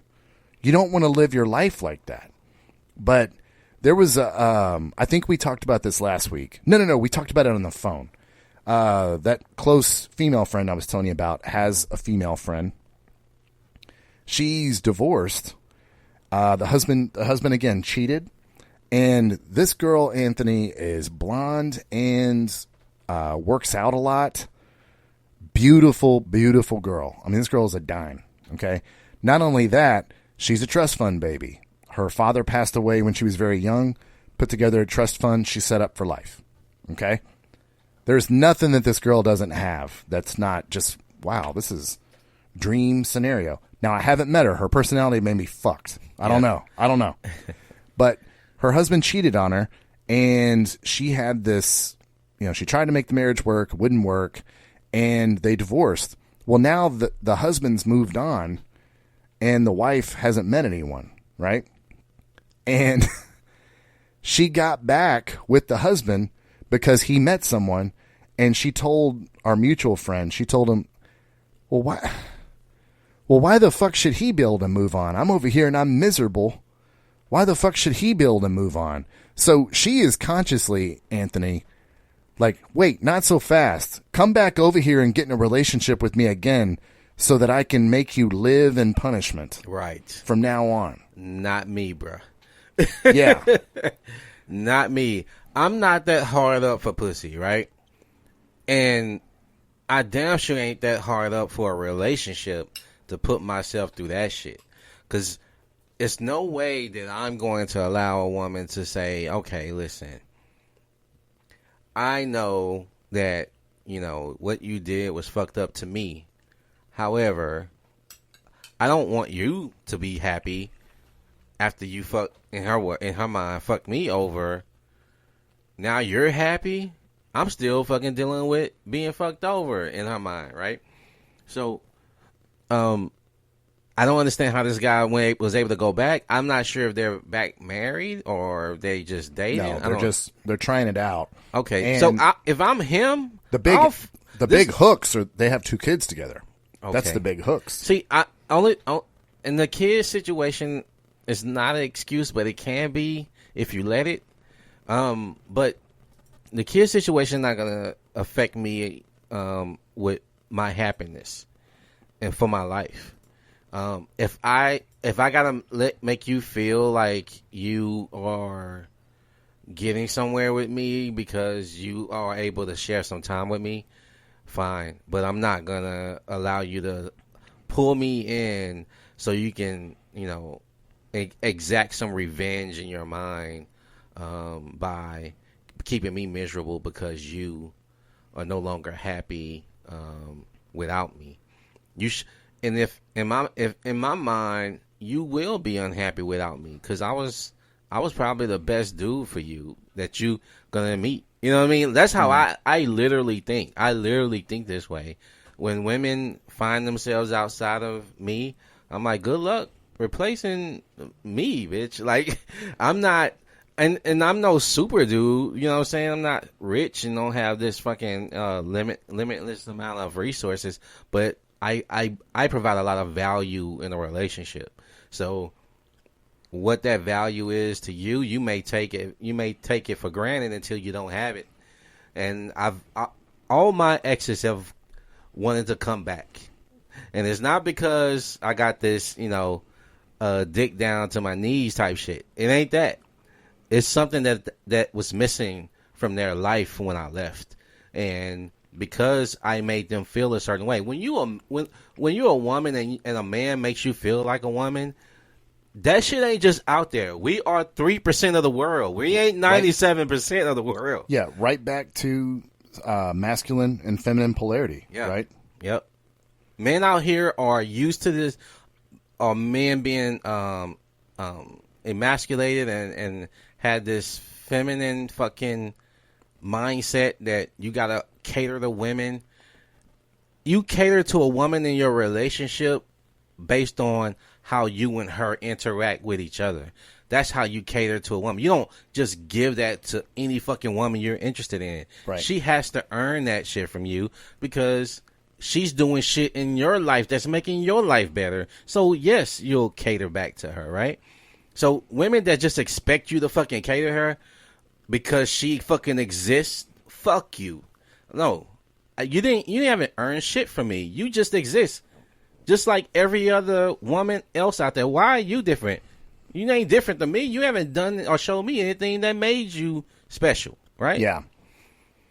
Well, I think you'll like, because I was like, so you don't like radishes. I was like, but if I was going to make someone like radishes, like if I had to come up with a strategy for it. Yeah. I'm not going to go over there. I can't talk them into it. No. I was like, my strategy would be, and I started using the example of Buffalo Trace bourbon. Mm-hmm. Because Buffalo Trace bourbon at Total Wine is only $22.49. Oh, love it. But it's great. So what are they? Why is Weller and fucking Weller Buffalo 12-year-old? Trace? Why is the best bourbon I've tasted cheap as fuck? Yeah. Well, you see what I'm saying? But again, we talked about this with free information one time on a podcast. Right. Episode 10. But if Buffalo Trace, we would not appreciate it if it was just always on the shelf for $22.49. So I told him. Facts. Yeah, yes. They allocate that shit. When Buffalo Trace is at Total Wine here in Houston, like, oh shit! Hey, gotta get it. Oh shit! Everybody's in the bourbon Facebook groups, like, hey man, hey, Eagle Rare, and because Eagle Rare is another one. Right. And by the way, Eagle Rare, people flip out over that shit. It's good. It ain't what. Right. God damn. But going back to how I would make people like radishes, that's what I would do. I would form a Facebook group, and I'd be like, hey, radishes, what's up? Now, we don't get radishes here very often. So when they do, get over to H-E-B and Kroger and pick those motherfuckers up. I was like, I would make this shit so rare that it would finally become a craze. There would be a radish frenzy going on all over the city. I was like, bro, that's what you have to do with yourself. You have to become rare. Yeah. It ain't just, hey, pizza, get over here. Kiddos want to see you. What time? No. You got shit going on during the day. That's why I told him, I was like, dude, there's no reason to go in and negotiate with this woman. She's already in a power play position with you. You need to go there, drop the money off, and watch her reaction when you walk away and you don't fucking play the pizza game. Watch. Because that's going to be, oh shit, I thought I had this motherfucker wrapped around my finger. Exactly. Yeah. Now, she may not panic that day, but she's going to start panicking at some point. Because that's not how he was moving before. Right. Yeah, he's moving totally different. He's like, because women don't like rejection. And that fucks with them. Yes, it does. So, because they're not used to getting rejected. Right. They at least men will fucking fall over themselves to at least get their vagina. Like dime guys. Be like, well, shit, I ain't fucked that yet. I want to fuck it once. So they're not used to getting rejected. Can I tell you a personal story about this? Sure. It happened to me with my ex-wife. Well, we were separated, and we was going through the divorce, so we weren't living together. But she wanted to have sex, right? But she wanted to control how and when the sex and all that. And I told her, I'm like, listen, man, like last time this happened before, you kind of said you miss me, you want me, and all this shit, and then when we engage, you go missing.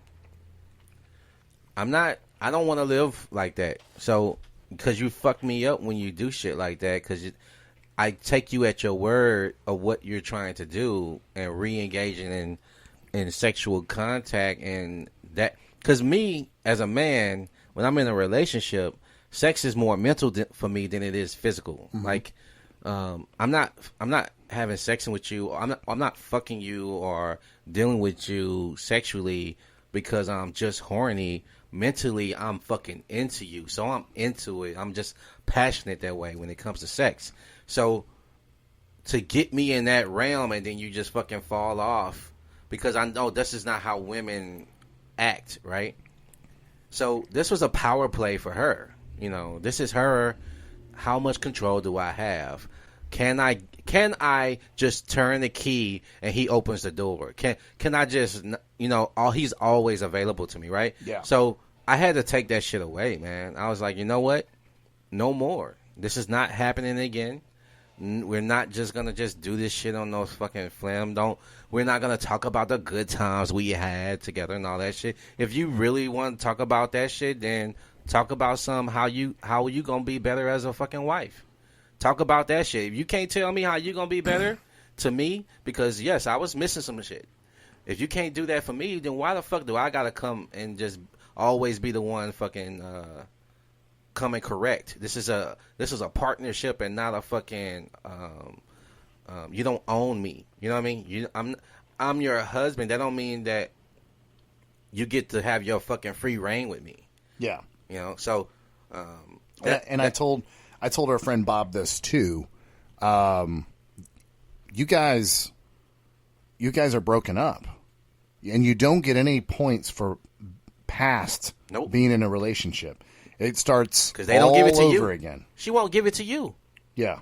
Well, and I told him, I was like, and if you were needy, if you were clingy in your past relationship, that's good news for you, because you don't want to go back to that, because it's not going to be successful. Nope.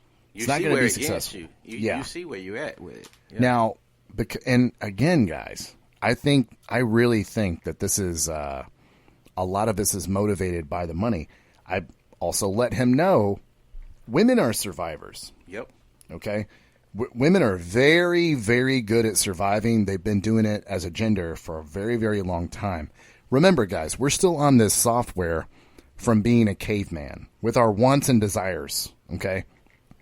Women in the past totally depended on the men in the tribe for physical protection. Mm-hmm. They weren't going to be able to physically defend themselves, especially against another fucking man of the same species. Totally dependent on us at one time, and they're still on that software. Okay, so she's going to survive and get that money. However the fuck she's got to get it. And those are, and sidebar to this, Anthony, this always annoys me.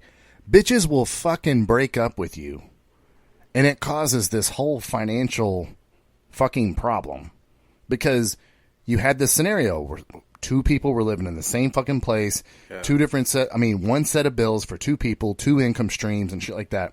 Women will tell you to go kick rocks. They don't want to be with you anymore. But you're still responsible for me. Even if they're not that shallow, they still just think financially their life ain't got to change. Bitch, you didn't think of that when, motherfucker, when you was plotting this. No shit. Hey, bitch, things. She wasn't even strategic enough to see, like, you know what? Let me get this money first. Yeah. No, I want you out of here. Yeah. Yeah, I mean, they just want what they want right now, right now, right now, right now. I mean, it's just, God damn it, dude. So I gave him that information, too. I was like, look, if she comes at you crazy about the money shit, you need to be like, look, you decided this. We were two income streams in one fucking house, and you decided you didn't want that. Well, I'll get you the money when I can get it for you. Now I got to have my own place, my own fucking bills. I was happy living here, bitch. Guess what? You just slowed down your payments, bitch. Yeah. Yeah, you just slowed your shit the fuck down, didn't it? It's like, well, no. And I tried to give him this analogy. I was like, she is now basically treat her like a bill collector now. You have to put on your oxygen mask first. You got to pay your rent, your car, your shit first so that you can still go to work and go get money for all these motherfuckers.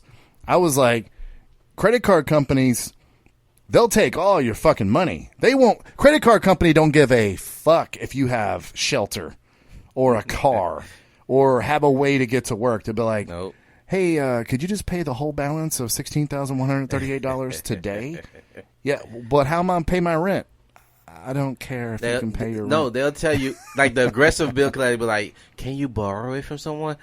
Bitch, I borrowed it from you. I didn't have it. Yeah, borrow it from somebody else and owe them the money, just so long you don't owe me the money. Right. That's hilarious. And I was just like, look, dude, if this bitch comes at you really hard, you need to be prepared to be like, look, life ain't just so fucking easy, bitch. Like, you are the one that decided this, okay? So live with your decision.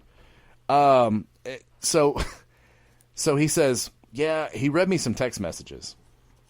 And I apologize. I don't have the details that Anthony has on his case. But in these text messages, just to kind of paraphrase a little bit, he says, you know, so where do we go from here? Well, let me tell you this first text scenario first, because you're going to love this. It's kind of like your text scenario, like trying to set a date, right? Yeah. So he says, hey, can we get together and talk? And she says, well, I can't tonight because of something to do with the kids, right? When a bitch doesn't want to talk to you, all of a sudden her kids become the biggest thing ever in their life. I literally, Wesley, I literally heard this at work this week. She's like, anytime I don't want to deal with a dude, I always use my kids as an excuse. And I'm like, motherfucker. Like, you can't make this shit up. You know what I'm saying? That type of shit. So, I don't listen to that shit. I don't listen. When we talked about single mothers in this podcast several times, so refer to that about how I feel about that shit. But I don't believe what women say. I believe what they do, because they make rules for betas. And they break rules for alphas. Amen to that. Yes. And fellas, don't forget that. Okay? When a woman wants to fuck you, this Donovan Sharp said this, didn't he? We both listened to the he called this girl up and was like, hey, let's get together tonight. to fuck, you know? She's like, okay, I'll be over there in 45 minutes. Like, wait, what about your kids? And she just shows up. Yeah. And he's like, hey, bitch, I was really concerned about hey, I was kind of concerned about the kids. Like, what happened? Yeah, that bitch wanted to fuck. Yeah. All of a sudden, she can get a sitter. In 3 minutes. 3 minutes. So that's what this gal does. She's like, well, I can't do that because of my kids. Then he says, so taking our advice from the show, we don't ask for a date. Nope. Well, do you want to get together Wednesday? No, Wednesday I've got this going on. No. Oh, okay. What about that. Friday? No, Friday I've got this going on. What about Thursday? Well, let me see. But they're already used to rejecting you now. Yeah, it's so easy to tell you no and watch you fucking flap out of the water like a fucking dying fish. And it's like, and they're just entertained. Like, well, how many flaps will he do while he's out of this water suffocating and shit? And if you don't believe Anthony, because, oh, come on, women aren't evil. Women aren't that bad. If you don't believe that this is human nature, we'd like to point out something that's happened here locally with our Houston Astros. Now, the Astros who did something wrong, they cheated with a very complex sign stealing thing. We're not going to report on it. If you guys want to find out more about it, go ahead and look it up on the internet. But they got caught cheating, and it's so obvious that they got caught cheating. You would think a lot of people would take a high road, like when you steal candy from the grocery store as a kid and your parents find out. They just kind of give you that stare like, we know you know better than that. So right? Disappointed. Yeah. And we know you know better. And your parents they don't say a lot. They just take you back up to that grocery store, make you give it back, and they just kind of cross their arms and just look at you with disgust. You know? And you're just like, that's what you're expecting to happen with the Astros. But no, people aren't dealing with their kids. They're dealing with other people. Anthony, this is what human nature is. And this is what our gal is doing to Bob. You see, like you said, you see him flapping like a fish. Everybody in the world's got an opinion on the Houston Astros and how much they suck. And just piling on. Oh, he's drowning? Here's a glass of water. That's what human nature is. When someone sees you flailing, they want to see you flail some more. Patrice O'Neal, we've talked about this on the podcast. Patrice O'Neal talks about when he's doing stand-up and he starts dying. You would think people would, hey, give a little courtesy laugh. Let's help him out of this. Mm-mm. No. Boo! He can get off the stage, loser! Yeah. Jesus! Oh, God! It turns to a fucking riot. No! You know what stinks? You! Yeah! Then they become the comedian, and they're making fun of the comedian. Ah! That's what people are doing with the Houston Astros. It wasn't enough for every baseball player of name to... pieces of shit. Like, the comments kept escalating. Right. Until one guy was like, I think they all need to be beaten. What, bro? Beaten? Yeah, try me. Try me, motherfucker. See, that's when I started to, like, you know what? I'm standing up for my fucking team now. Yeah. You can't just fucking talk to them or talk down on them like that. Like they're just pieces of shit. 90 Day Fiance, proof positive how this shit plays out.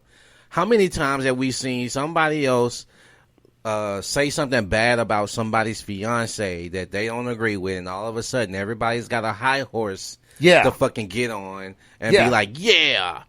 And to the point where in 90 Day Fiance, by the way, if you haven't seen the show, it's great. But to the point where he brought a gal over from somewhere in South America. I can't remember. But the grandmother wants to check her out. Like, let me make sure that this is good enough woman for my grandchild to be around. Turns out, grandma is a fucking porn star. Anthony, porn stars are going to pile on and have opinions. Anthony, maybe the porn star needs to look at her own life a little closer and her own choices. Jeez, I'm like, now porn stars can just dog on people? That's what everybody's doing with the Astros, to the point where, I can't, boy. Well, Mike Trout. Yeah, it'd be a lot of fun up there if I knew what pitches were coming. Let me tell you. Yeah, I mean, it'd be a whole lot of fun up there. Yeah. To your point, the porn star was trying to like make it out. We don't know if you're a good person. Wait, what, bitch? The porn star is asking if I'm a good person or not to be around her fucking grandchild. Oh my god. This kid that's calling me mommy now, because that's how much of a rapport we've built with. I built with this kid. Yeah. Come on, get the fuck out of here. And then finally, the comments were just escalating with the Astros to where one of them was like, yeah, they're pretty much all pieces of shit. And the person that said this was a pitcher for the Cleveland Indians. And he left his wife and kid 4 days after his kid was born. His daughter, whose name he has tattooed on his fucking throwing arm, he left 4 days after she was born, dog. And he's like, yeah, Astros are pretty much pieces of shit. Well, yeah. This high horse riding shit gets popular or because you can pile on. I'll say this. I was at work and they wanted to get rid of this guy at work. So they wanted my opinion on the guy, and I was like, if you guys already hold an opinion about this guy, then, you know, that's your opinion. But don't try to hold me, or don't try to get my opinion and say, oh, I'm a pile on this and make it worse. I'm going to make this decision for you, to make a decision that you already came to a conclusion to. Now you want me to join in on the pile on. If you already made a decision, do what you have to do. Don't get me involved in something that you want to do. Don't use my opinion as a reason so you can go back and say, well, this guy even says that you have this problem or that problem. I'm like, hey man, I can work with anybody. I don't have a problem with the guy. You know what I mean? I had to throw it in. I'm like, I'm prior military. I can adapt to any environment. Yeah. This guy's not going to make me. I don't need your validation to give me confidence. Right. I said I'm going to do my job with him here or he's not here. It has nothing to do with me.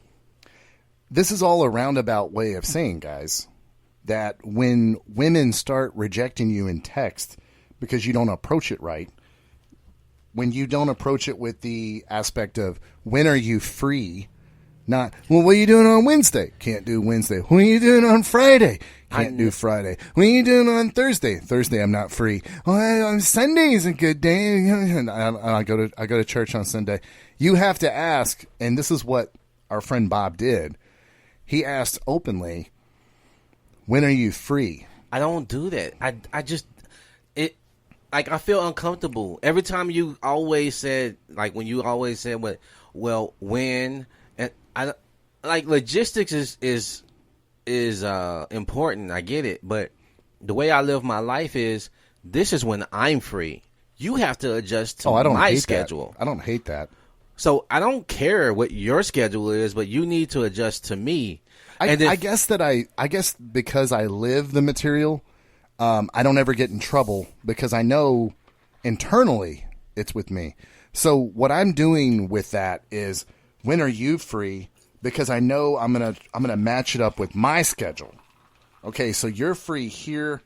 I know when I'm free, so this is when I'm gonna plan it. Do you see what I'm saying? Yeah. But I don't want people to get in this, let's do something Thursday. Well, what about that? And it makes it look like you don't have anything going on. It makes it look like you don't have a schedule. You know, I guess because I approach it with the confidence that I know, you know what I'm saying? Yeah. I know what I'm going to do. I guess it's why it's never come across like I'm catering to them is what I'm trying to say. It took me like over a month to meet this one chick who I knew had high interest in me, right? And it was killing me a little bit that our schedule was so conflicted because I really wanted to meet her. I was like, I want to meet this chick. Like we vibe real good as far as our conversation. So yeah, I'm excited to meet her, but my schedule just didn't match up with hers, and I didn't switch my schedule around for her. My schedule was important to me, so I didn't switch it around. And like this podcast is important to me, so it gets precedence over a lot of things in my life.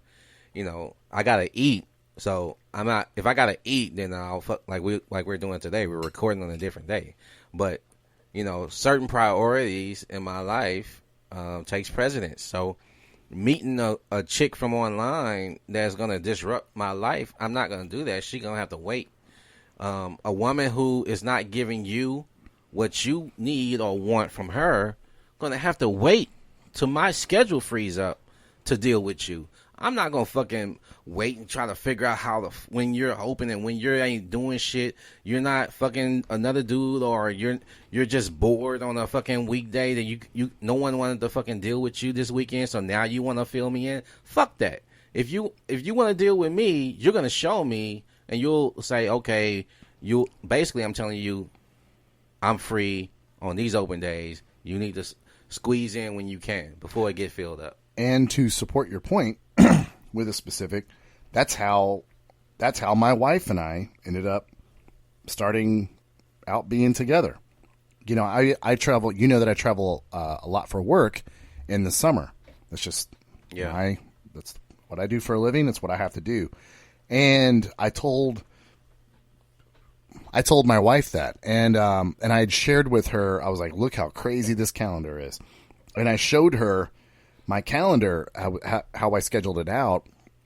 I was like, fuck, I'm going to be in Alabama, you know, over this whole week. Because whenever I leave town, I leave Monday through Friday.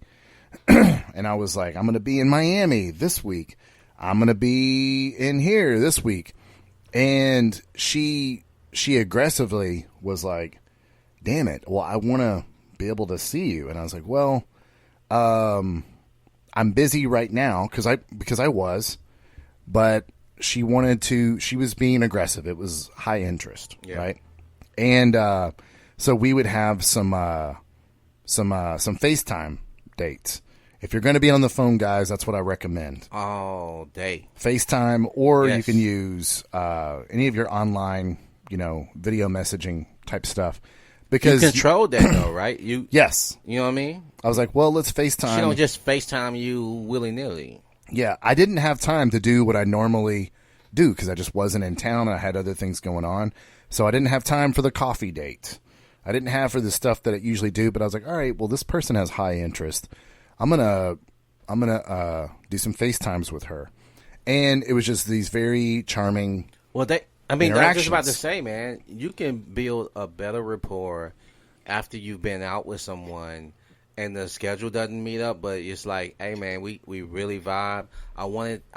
Because what she's saying, I want this feeling to continue.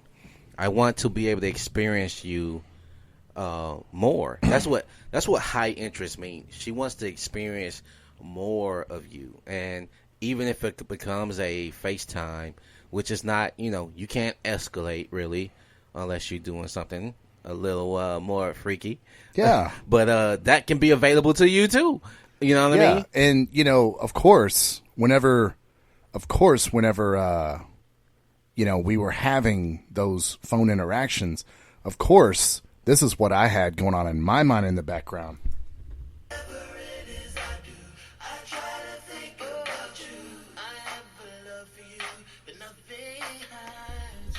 Anthony, has PM Dawn become the official band of the Red Pill Phone Tap?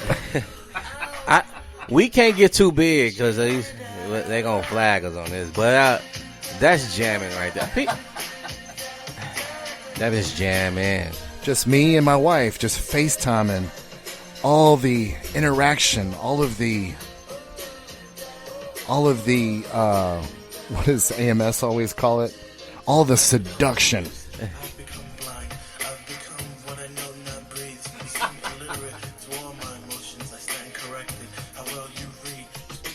I don't know, Anthony. I think PM Dawn has just become, when anything romantic is going on. Oh yeah, man.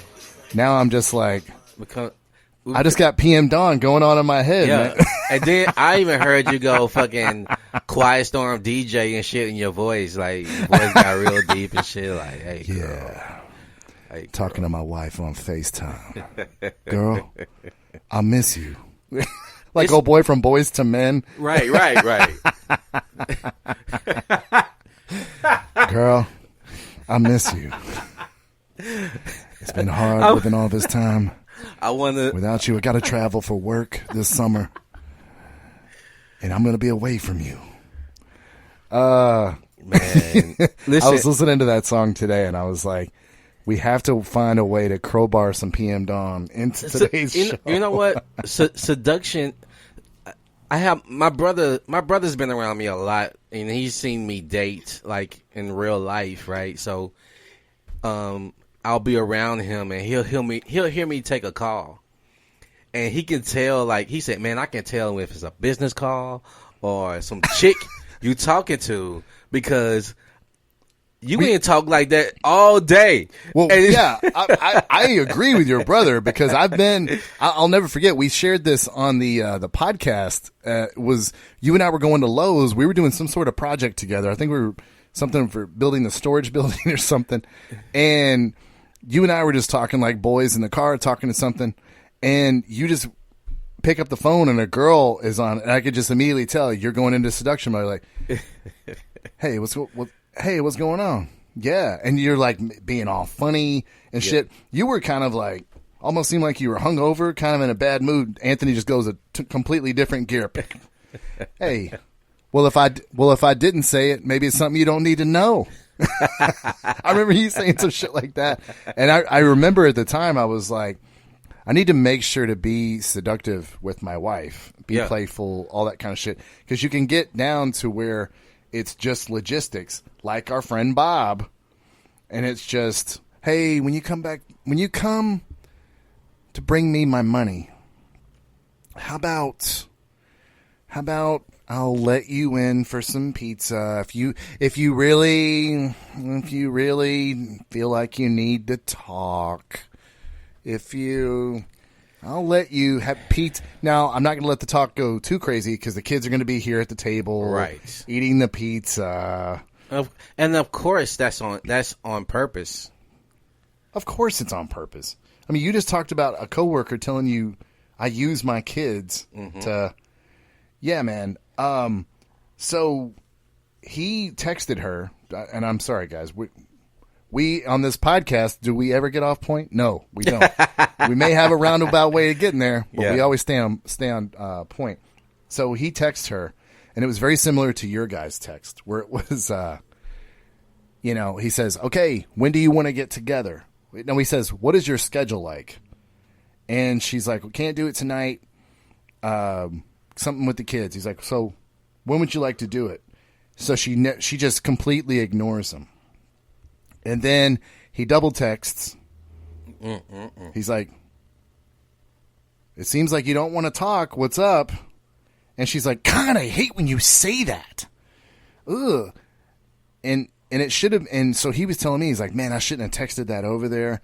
And I was like, sort of, but sort of was okay because that bitch knew that you asked a fucking question. Like, don't see again. This is. Again, if we were talking about the rules, we're listening to Wesley's strict rules about texting. Never double text. Right. Well, motherfucker, I must have to double text when you can't fucking answer a goddamn question. What the fucking fuck? But guess what? But she responded to that, right? Yeah. So, and again, he didn't get the outcome he wanted. Right. So he thought he did something wrong. See? He didn't do shit wrong. Bitch, I know you can fucking read. Yeah. I said, when the fuck we getting together? God damn it. She didn't want to. She didn't want to. Yeah. And so now it seems like you don't want to talk. God, I hate when you say that. Now she's got a reason to attack. Right. And make you wrong. You didn't do shit wrong. You were trying to fucking make some plans like a fucking adult makes plans. And the bitch ignored you. And now you're wrong. Yeah. Now you're in the fucking wrong. So then, Anthony, this is the part I really wanted to get to. She texts over, "Look, I don't want anybody else." They never want anybody else. Every motherfucking bitch on this planet ends up dating a dude 1 week after the breakup. But again, they don't fucking want to be with anybody else. They all fucking say this shit. That's why I roll my eyes a lot at women, the way they fucking communicate. I digress. So I don't want to be with anybody else.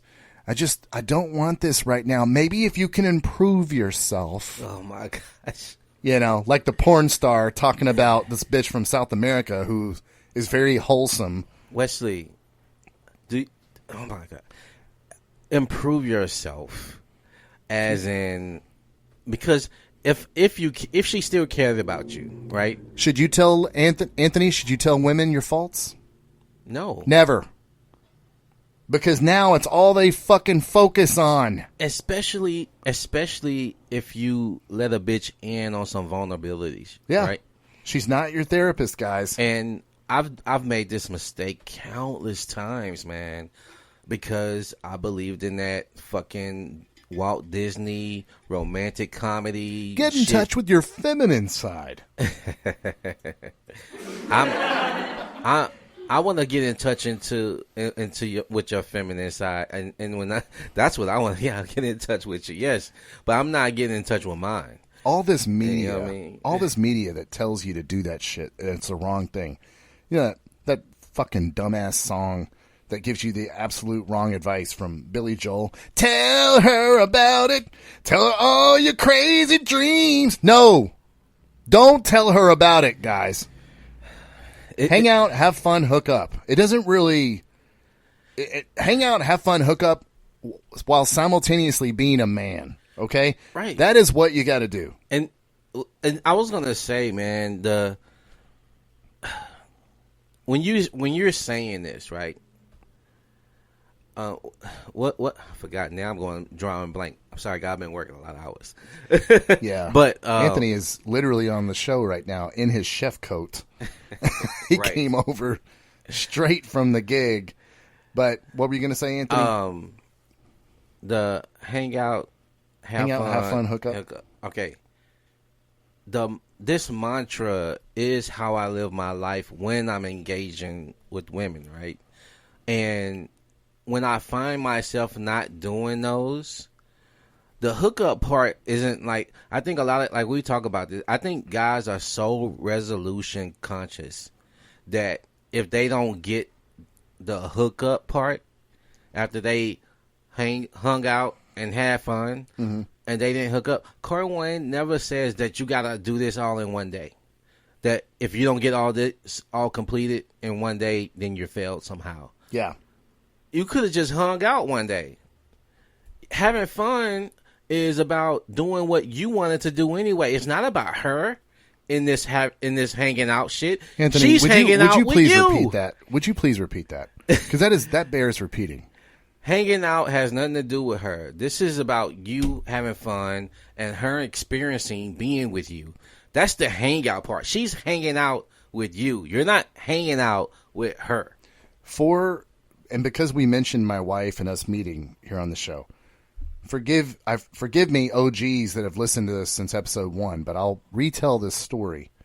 My wife and I on our first date, and again, I was about to start traveling for work. Okay, the most unideal time to begin into a relationship, but to be fair, that's not what I was really looking for at the time. I was prepared. I was very, very jaded about women, Anthony, at the time. I was in that part of the digestion of the red pill. I was just very, very annoyed by women. I didn't think any woman was ever going to meet my standards as far as someone I'd want to be in a relationship with because I was just very annoyed by them. I was very annoyed by their self-pleasuring ways and everything's got to be about them and shit like that. So on the first date so my wife is being pretty persistent. She had high interest. And so we had some FaceTime calls, as we just discussed. But I was out, as I recall, I think I was out with you, and we finished up early because you had something you had to go to, probably a date or something like that. But finished up with you, and I was like, you know what? I've got the evening free.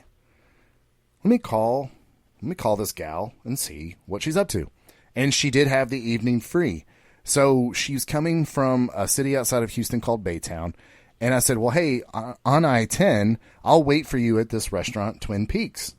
Now, a lot of my blue pill guys, when I tell them that my wife and I, our first date, we met at Twin Peaks, really? Bruh, Twin Peaks, you took her to a restaurant? And it's like, oh, come on. And they start this, like, this archetype of, like, just a dumb guy taking women to the wrong spot.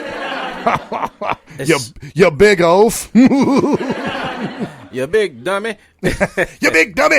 And it's so, this is why blue pill guys irritate me, man, because it reminds me of who I was too. Yeah, that's why it irritates me. And I was like, I'm so fucking far from. I'm glad I'm not, like, I don't think that way anymore, because I was like, man, I gotta impress her. I gotta take her to this nice place where it got great ambiance and great food, white napkins, right? Yeah. And so it's like I'm making it about her the whole time. And guess what? We meet, and I don't even really like her. And guess what? I'm out $150. Yeah. So I like Twin Peaks. I love. They got good food there, man. They have wonderful food there, and that's great. coming from us that have worked in restaurants before. This isn't one of those things like how people talk about Hooters, like the wings are great, because honestly, they're not that great. The food at Hooters is not great. No. It's not terrible, but it's nothing to write home about. It's just a lot of fried fucking food. I think the only thing on that menu I really like is that fucking buffalo shrimp that they make. I was just about to say, Yeah. if it's anything that I can say that's above fucking average, is that buffalo shrimp. Yeah, I guess the breading that they do on their shrimp is pretty exceptional. Yeah. Other than that, I don't really care. But Twin Peaks has damn good food. And guess what? They also have beautiful motherfucking bartenders and waitresses. And guess who is not fucking guess who's not unproud of that? Me. I'm proud to love beautiful women. It doesn't make me weird. This is blue pill guys pretending that they're not attracted to attractive women. No shit. Why would you take her there and show her that you're attracted to other women, guy? Like, don't do that. Or in this case, why would you take her there and show her that you think beautiful women are beautiful? Right. It's Motherfucker. so fucking dumb. Come on, man. So I have her meet me there, and I don't know anything about her. My wife and I still go to Twin Peaks. Beautiful women, and guys, a little bit of advice for you. Beautiful women like looking at beautiful women too. Yeah. Don't be ashamed. That was the word I was looking for earlier. Guess who's not ashamed that they like Twin Peaks? Me. I'm not ashamed of it. Well, I'm not going to pretend like I don't fucking like it. Those guys was I was going to say that earlier. I was going to say those guys was trying those shaming tactics with you. Oh, what? Why you take her there, bro? Like, oh my God. And they were expecting my wife to do this shit like, I know, right? No, my wife likes Twin Peaks too. She likes looking at beautiful women. So do I. It doesn't mean I'm going to cheat on her. Doesn't mean any of this shit. And man, trust me, man. I've been there. I've been on dates there, and I've been with women who's like, man, I really like this place. And if they've never been, they were like, wow, I didn't even know this place existed. They're into it. No one is saying, well, why are we here with all these women and all these what they're wearing? They're making comments about it because guess what? People like looking at beautiful shit when it comes to people, places, or things. We as humans like to admire beautiful shit. If it happens to be a fucking human being, it just happens to fucking be a human being. Yeah. Because guess how many people follow fucking celebrities? Do you think they follow them because they're ugly? No. Example. People like looking at beautiful people, man. That's what the fuck that is. So guys, be not only don't be ashamed, be confident. Right. That you're a man who loves beautiful women. So I take my wife there. They're having weigh-ins. And again, if you guys are listening to this program for the first time, I am a former amateur MMA fighter, former Muay Thai boxer, and former and hopefully going back soon. I've had a pretty bad injury of my back, but also a Brazilian Jiu-Jitsu grappler. So we're watching weigh-ins from the night prior. It's a UFC event that's coming on. And so this was on a Saturday. Weigh-ins, as you all know, are always on Friday. Then they have time to drink water and get back to their real weight and shit. But they were showing the weigh-ins. And my wife, but her and I on our first date at the time, she's like, "Oh yeah, didn't you say that you used to be a fighter?" She's like, "I want to know about this." And I was like, "Oh, okay. Well, weigh-ins are always on Friday." I look up, no fucking bullshit.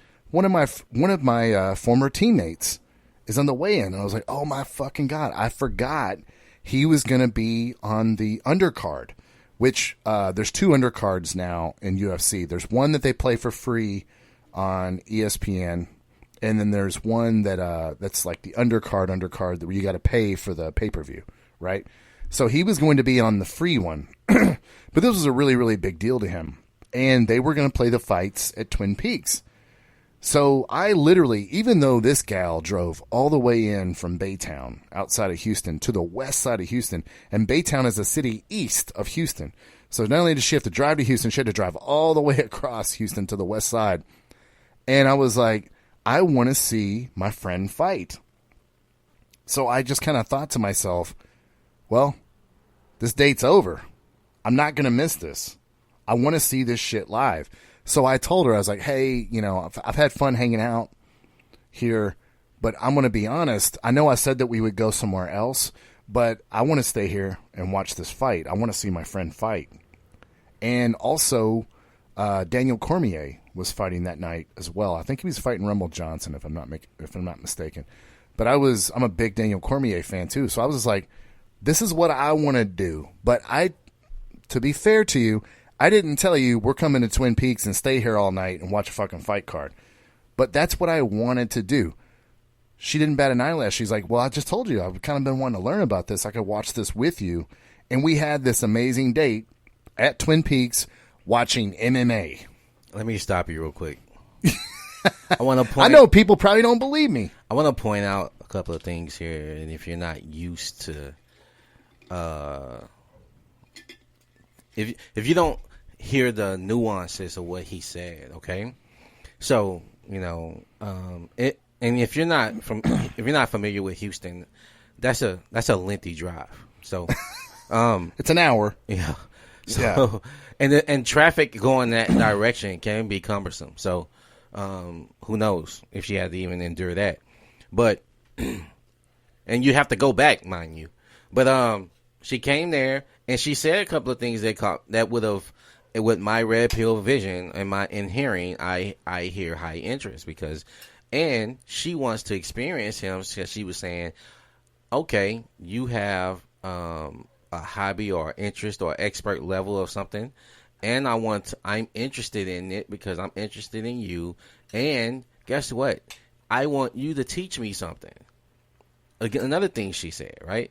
I mean, she's saying without saying the words is what I'm trying to explain to you. These are things, guys, that you have to be aware of and listen to when you know where interest levels is. I think a lot of guys miss out on the cues. What we talk about, womanese, when the curve, like Donovan Sharp does this best. He's like translation. You know what I mean? Yeah. So, when they're saying that they want to do things that may seem inconvenient in your mind, they're showing you, hey, high interest. Don't turn high interest around to low interest because you're so fucking robotic in how things supposed to play out. Those things that the way things play out, he had a great time, she had a great time. Guess what? You're building more rapport. She gets to experience you and see you in the element that you love. She get to see you get passionate about what you're talking about. She get to see you go into details about what you're doing, and then you get to point out different nuances that the average watcher may not know. Right? How interesting is that? That's like getting in the back. That's like getting a back. What they call it, concerts, backstage passes. Yeah, backstage pass into the arena. She probably experienced that fight in a whole different way. You know what I mean? So you don't be afraid to do the shit you like and love, because guess what? They get to experience you. And in that, man, they are, because women open up like flowers, right? You get to see those fucking petals peel back. And for her, I'm not saying your wife, I'm just saying for women in general, for her, she's saying, I'm feeling this guy, and she's getting more and more turned on as she's seeing you go into these different levels. She experienced you on the phone. She experienced you in person. Now she experiencing something that you actually love to do, and you put time in. You've been doing this for years, and now she gets to get that side of you too. She feels like she's becoming a part of you already. So don't ever be afraid to fucking do what you do, because that's how I am. I live my life the way I want to. If you want to join aboard me and experience that with me, come on. But don't be telling me, meanwhile, I'm really not into fights. Like, this is so barbaric, you know. Yeah. If she's like that, okay, it's not for you. Don't be like, oh well, we can go somewhere else. We can go do something different. No, Your Highness. right? Like, oh, I'm not into that. Like, can we get out of here? Well, you can go, but I'm going to stay. Right? So these are the things that we talk about, man. Don't be so fucking carefree about doing anything, because guess what? She gets to pull you by your fucking nose. Yep. And lead you all the fuck around. You don't know how it got to that point because you're trying to impress her. She has to impress me. When I'm on date, impress me, bitch. Like, I don't need, I know. I don't even think about impressing. No, you shouldn't. Because it's hang out, have fun, hook up. Yeah. It's not hang out, impress her, have fun. Right. No. Like, and whenever I tell that story to blue pill men, and they're like, what? Your first date with your future wife was going to a restaurant and watching UFC? You know, that's what I always, like, the blue pill guys. And you know what my answer is 100% of the time, Anthony? I'm like, dates ain't always got to be for women. Listen to me, fellas. Dates don't always have to be for women. Yeah, thank you. Thank you, everybody. Well, I appreciate that. Thank you. Dates ain't always got to be for women, Anthony. Dates can be for men, too. Damn it. And as Anthony just eloquently pointed out to you, then they get to really know who the fuck you are as a person, watching you being passionate about something. I watched my brother, the most fucking blue pill guy I know. Poor guy. His wife makes him take her to plays and shit. He don't care about this shit.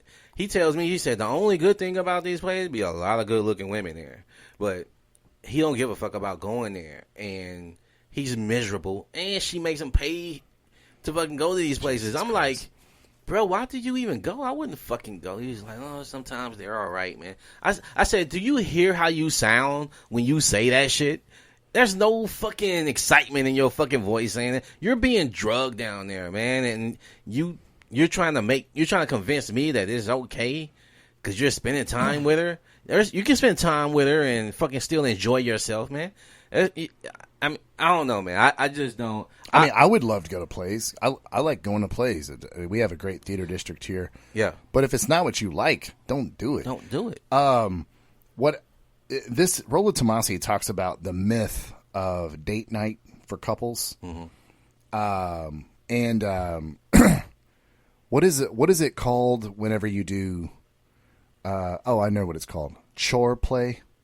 Not foreplay, it's called chore play. And if you do all these things, then your wife will desire you. Yeah. If you take her to plays, no, it's not creating desire, guys. And let me tell you what it is creating, though.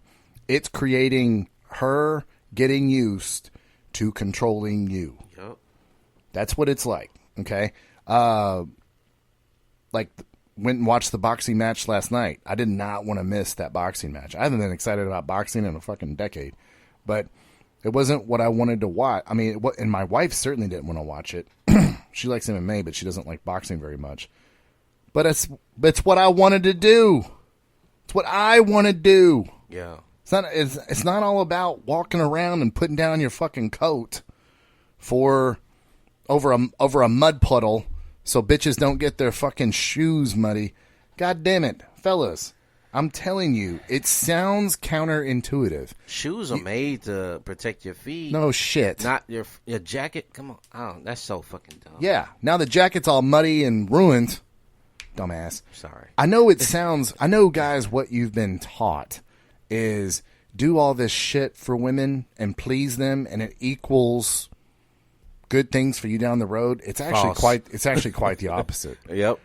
It just turns them in charge now of the boat. You've had a mutiny on the boat, and now they're in charge. So this is what I've been wanting to get at, Anthony. So he read me the text messages about, bitch, when we getting together? You know, and then she's like, oh. So the other text messages he read me, it says, I don't know if I want to do this right now, but let's just look at taking some baby steps. And he's like, yeah, man, it's going to be really hard for me to take these baby steps. Dude, we were talking on the phone. I cut him like, what? Baby what? Fuck out of here. I'm like, dude, you're in charge, not her. It's not, just going to do some baby steps. I was like, you read me that long ass text from her talking about wanting to do baby steps. Do you know what that equaled in my mind? All I heard was just these two words on repeat over and over and over again. Woman fuckery, woman fuckery, woman fuckery, woman fuckery. I'm like, dude, she meant that text when she sent it, but a half hour later, it's fucking out of her mind. That emotion's gone. The only difference here is that it's in writing, so you can revisit it. Yeah. I was like, who the fuck's in charge here, Bob? Her or you? Baby steps? No, man. I was like, and you're chasing her around the city.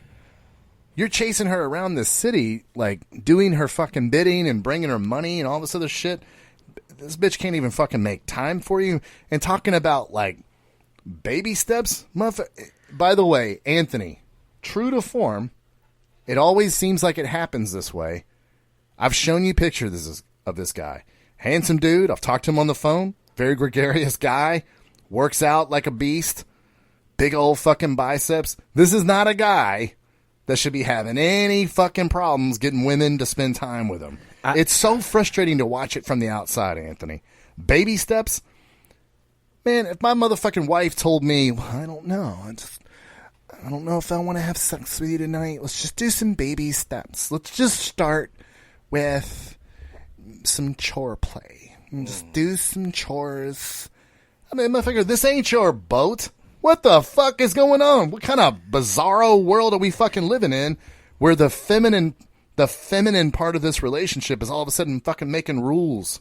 I'm almost at a loss of words, but I can't do that fuck shit when it comes to dictating to me. You know what I mean? Like, wait, what do you mean the fuck shit? When the woman fuckery? Yeah. Okay. When you're trying to, dictate to me how things gonna play out, like, and when using the word dictate, emphasis on the word dick. Right. Trying to dictate. I want you to know what my dick tastes. She's becoming the dictator of my dick. I really don't deal with though, because it sounds like ultimatums to me. So I get very squeamish and like uncomfortable every time I hear, well, she wants. Okay, I don't give a fuck though. Like, this is she wants to take some baby steps. Guess bitch, what? You ain't in charge around here. Guess what? The sailors don't want to leave port, but if the captain says this is where the fucking boat is going, everybody's fucking going. Yeah. So and if you're not on that fucking boat, you're getting left. You're getting left, and then you're going to prison because you were supposed to be on the fucking boat. So this is the thing, man. Like, I move with purpose, and I move with purpose, and I don't move in regrets. I don't worry about what's going to happen because I moved in my purpose. My purpose is what it is. I'm going to do something because that's what I want to do. And you can't get on board with that. I got to leave you. I got to leave you. This is the best transition sentence we have in our last segment. Social proof versus your own wants and desires. I mean, Anthony, we've been wanting to talk about this topic on here for a while. Weeks. And let me tell you, I still, to this day, every once in a while, I'll be like, wait, I didn't realize before just this second, that's not what I really want. And let me share just a real specific example. Donovan Sharp has pointed out many, many times that women that have tattoos, they're typically like these feminist tattoos and nose rings and purple hair and stuff. They're typically these just feminist, cool ladies. You got a cause. You want to get equal pay, equal rights for women. During the course, though, you're just becoming this person nobody wants to fucking hang out with. I'm sorry. I'm sorry if that sounds like an oversimplification for everybody, but tell me the last time somebody has referenced, and let's just call her Jane the feminist, okay? Now, Jane might be out there getting a lot of rights, a lot of voting rights, or a lot of, like, equal pay or doing all this shit, but at the end of the day, nobody wants to hang out with feminist Jane on a Friday night. She's just not a fucking fun person to be around, okay? And usually these tattoos are a real good indicator of feminist Jane. Now, you guys know I used to be, many of you out there listening, know that I used to be a commentator for women's roller derby. And this place was highly infected with these types. Again, they might be doing a good cause out there for women and getting them more rights and shit like that. But at the end of the day, they're just real assholes and nobody wants to fucking hang out with them. You know what I mean? Yeah. And one of the things that, because I was in that roller derby community for so long, it was just so common to be with all these women that were all tatted up and stuff like that. And one of my exes was a pinup model, and she was tatted up appropriately for a modern day pinup model. But it was like when I met my wife has no tattoos on her whatsoever. I was kind of, the red pill's digesting, and I remember thinking to myself, well, I have a lot of tattoos, so it's only fair that women can get tattoos also. But after being with my wife and she doesn't have any tattoos, I just had this fucking epiphany. I'm like, I've never liked tattoos on women. I don't find it fucking attractive. I think tattoos are more of a masculine thing. To have needles put artwork on your fucking body, it's kind of a masculine thing. And it was always looked at that way. Well, when you talked about the stigma of tattoos, like damn, jobs wouldn't even fucking hire you because of it, right? Yeah. Because it was like, damn, you some kind of thug, yeah, biker, you know what I'm saying? So, gangster type shit. That's what tattoos was kind of, I'm tired, guys. Sorry, I'm losing my vocabulary. But that's what they represented, yeah. Right? They correlated. You correlated tattoos with guys that are rough, on the tough dudes, right? Yeah. So that's what you want your woman to be correlated with, like. Yeah, that's what I'm saying. No. But I walked around for years being like, women have tattoos now. Tattoos are very common now. But with my wife, I love looking at her naked body, and there's nothing on it. The worst for me, I absolutely hate when tattoos are on titties. Oh my god! And I hate when they're on a woman's ass. That's an automatic. It's no covering for me. up like the most beautiful places. You know what I mean? It's like clothes you can't take off. And then it'd be a man's name on the fucking. You're automatic no for me. Yeah, and but this is an example of social proof versus your own wants and needs. My former blue pill self was like, "Hey, I think that if men can have tattoos, then women should be able to have tattoos as well." Thank you. Sounds good. Yeah, sounds good. Yeah. Woman power, everybody. Come on. Yeah. And I'm just going to put a period at the end of that and post right to Facebook. But does that equal like my equality? virtue signaling? Yeah. But does that equal equality? Really? Exactly. Equality in a lot of people's mind is everything's got to be the exact motherfucking same. And it's I need to have some titties stitched on my chest. So everything's got to be the same. You know what equality is? Hey, babe, I left some groceries in the car. Equality. You know what I'm saying? Like, yeah. I brought in 4 bags. Bitch, there's 4 bags left in the car. Yeah. We equal around this bitch. Yeah. You know what I'm saying? But see, that's a perfect example. It is way more laborsome for someone that is not as strong to bring in grocery bags. It's way easier if you're a strong motherfucker like us grab them shits. To just boom, no problem. But if you were to ask a little ant to bring in the groceries, this would be the biggest task he's ever done in his entire little ant existence.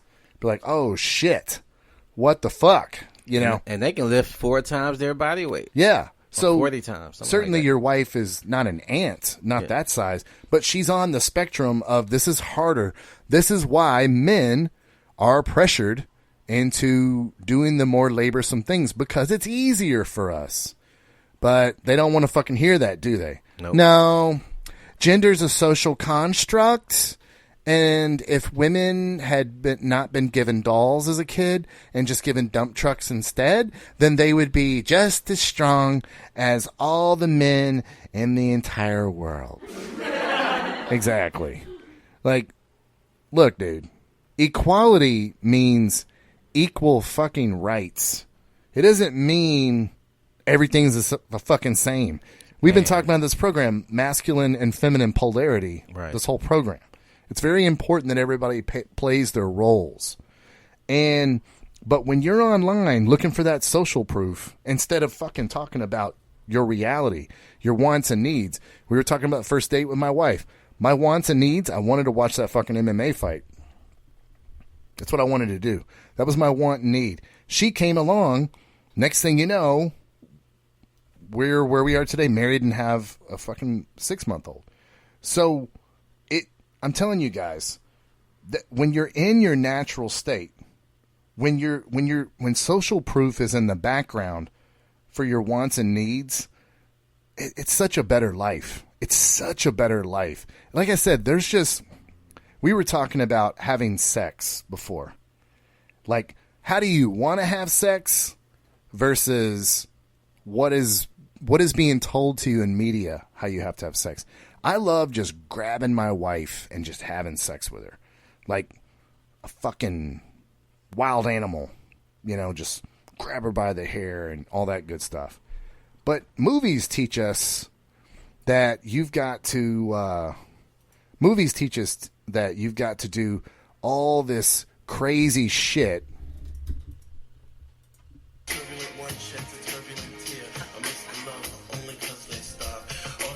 You gotta have the candles and gently grab her by the back of the head and oh yeah. I'll tell you a quick story. I remember, man, every time I was having sex, I was trying to make love to a bitch. Every time. You know when you make love, like you've been traveling, you've been away for 3 weeks and you haven't seen or touched each other. Well, no, even like I was with this girl. She had a very insatiable sexual appetite, and every time, man, it was like this. I'm trying to possess this bitch soul with my love making, right? And so she was just like, I could tell like the vibe was different, and it was like, I just want you to fuck me. I just, cause she don't want this soft shit. She wants to be handled. She wants to be grabbed and fucking, and it took a while for me to understand that women want to experience a man being a man. And even if it's not all times, at least sometimes where she know I couldn't do anything if I tried, because this guy just fucking can overpower me at will if he wanted to. They want to feel that power. They really do. So you go in there trying to be all fucking lovey-dovey with women on every time you engage with sex, man. She is losing attraction with you with every love-making session you have. You got to go in there sometimes and just fuck her. But you don't get a lot of social proof for that, do you? Nope. You just the shit that you just want to do as a man. Instead, you've got young Anthony in the Navy.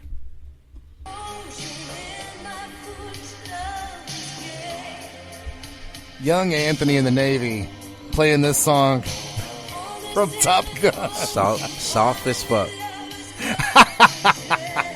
The first time you have sex with a woman, yeah, wanting to make love. Just, baby, you know how I look into your eyes and I just get lost. Oh, yeah. I want you to feel me feel you. Baby, let me caress your body. It's one of those things, like, it's so weird how everything that we learn in media is wrong. Yeah. Everything we learn in movies and shit, it's just wrong. You know? I thought this chick was a one-off too, right? Because I'm like, but maybe this bitch was just crazy. You know what I'm saying? This bitch was crazy, man. And I was like, she just wants to be, I don't know, fucked. Oh, ew. Yeah, because they was like, hey, man, maybe you just, because she's just aggressive and all that. And it was like, no, man. Women wants to know that the man that she's with can take her if he wanted. Like, he can. Yeah.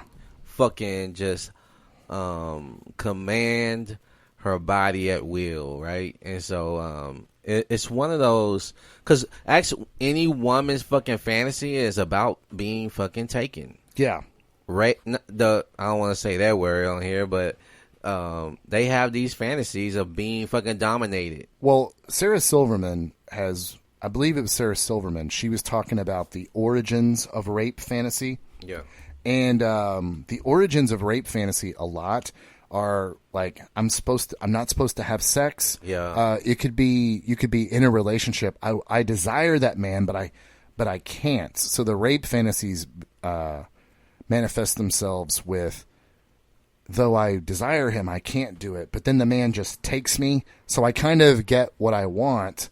So it's not a true rape fantasy because she secretly desires she him. Wants, yeah. But no, we can't do this. No, right.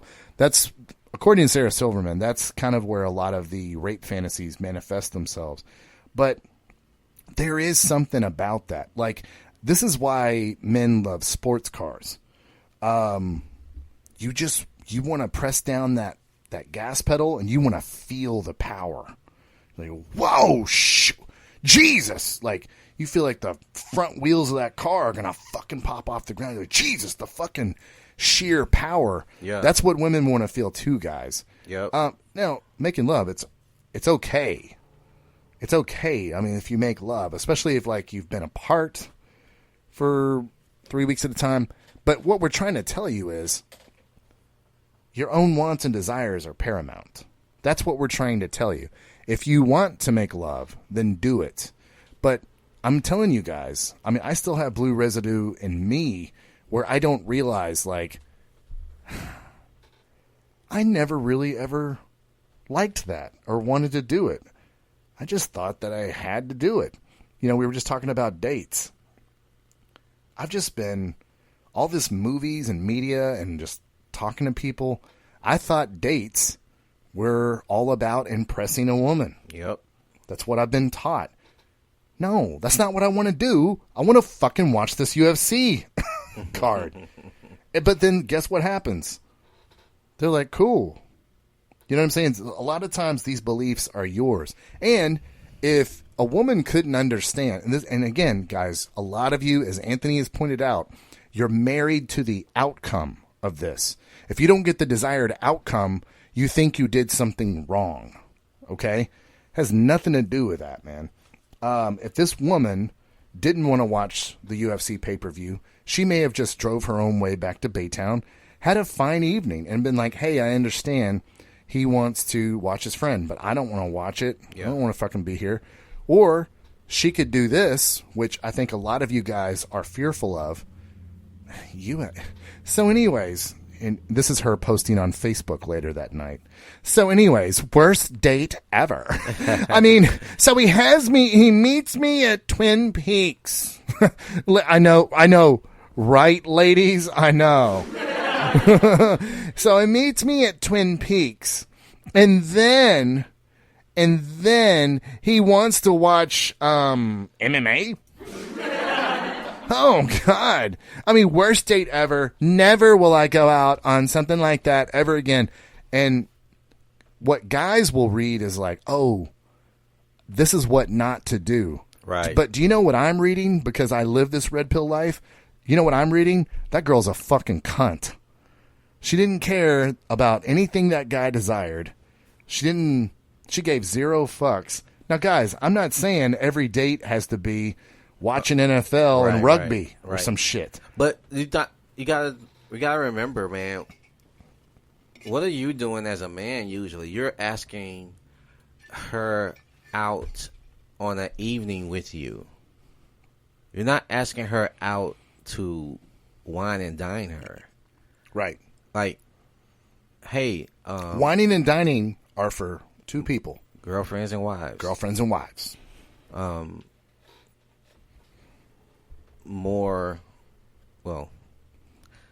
Me and my ex-wife used to dine out a lot. I mean, that's what we like to do. That doesn't surprise me. You're passionate about food. Yeah. And she loved to eat. So it was something that we enjoyed, and we still did. Like, we did it dating, and we did it while we were married. And I remember she would always...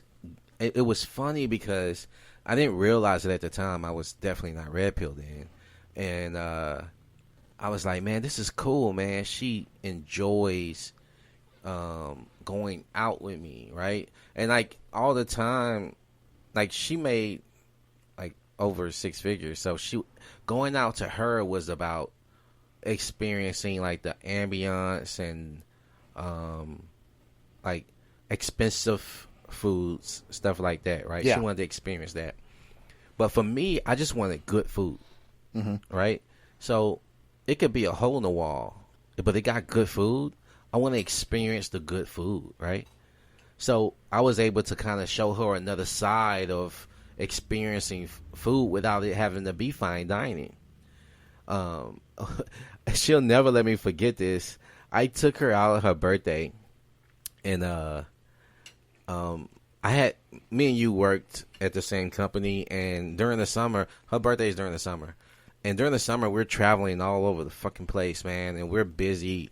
You know, this is the busiest part of the season for where we worked, so the summer was just fucking always packed, and you're bringing work home. You're always on the phone, even when you're home with clients.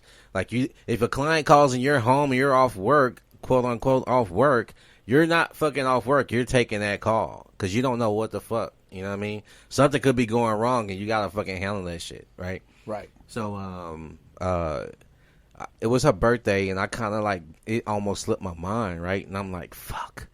And in San Antonio, it's not a lot of great places to go. So I said, fuck it, let's do an experience date versus a, good food type of date, right? And there was this place called some kind of the Magic something. I can't fucking remember, man. But it had all these different characters from movies as waiters and waitresses. So the waiters and waitresses like take on the persona. Like our waiter was Ace Ventura. Oh wow! Really? So that sounds pretty cool.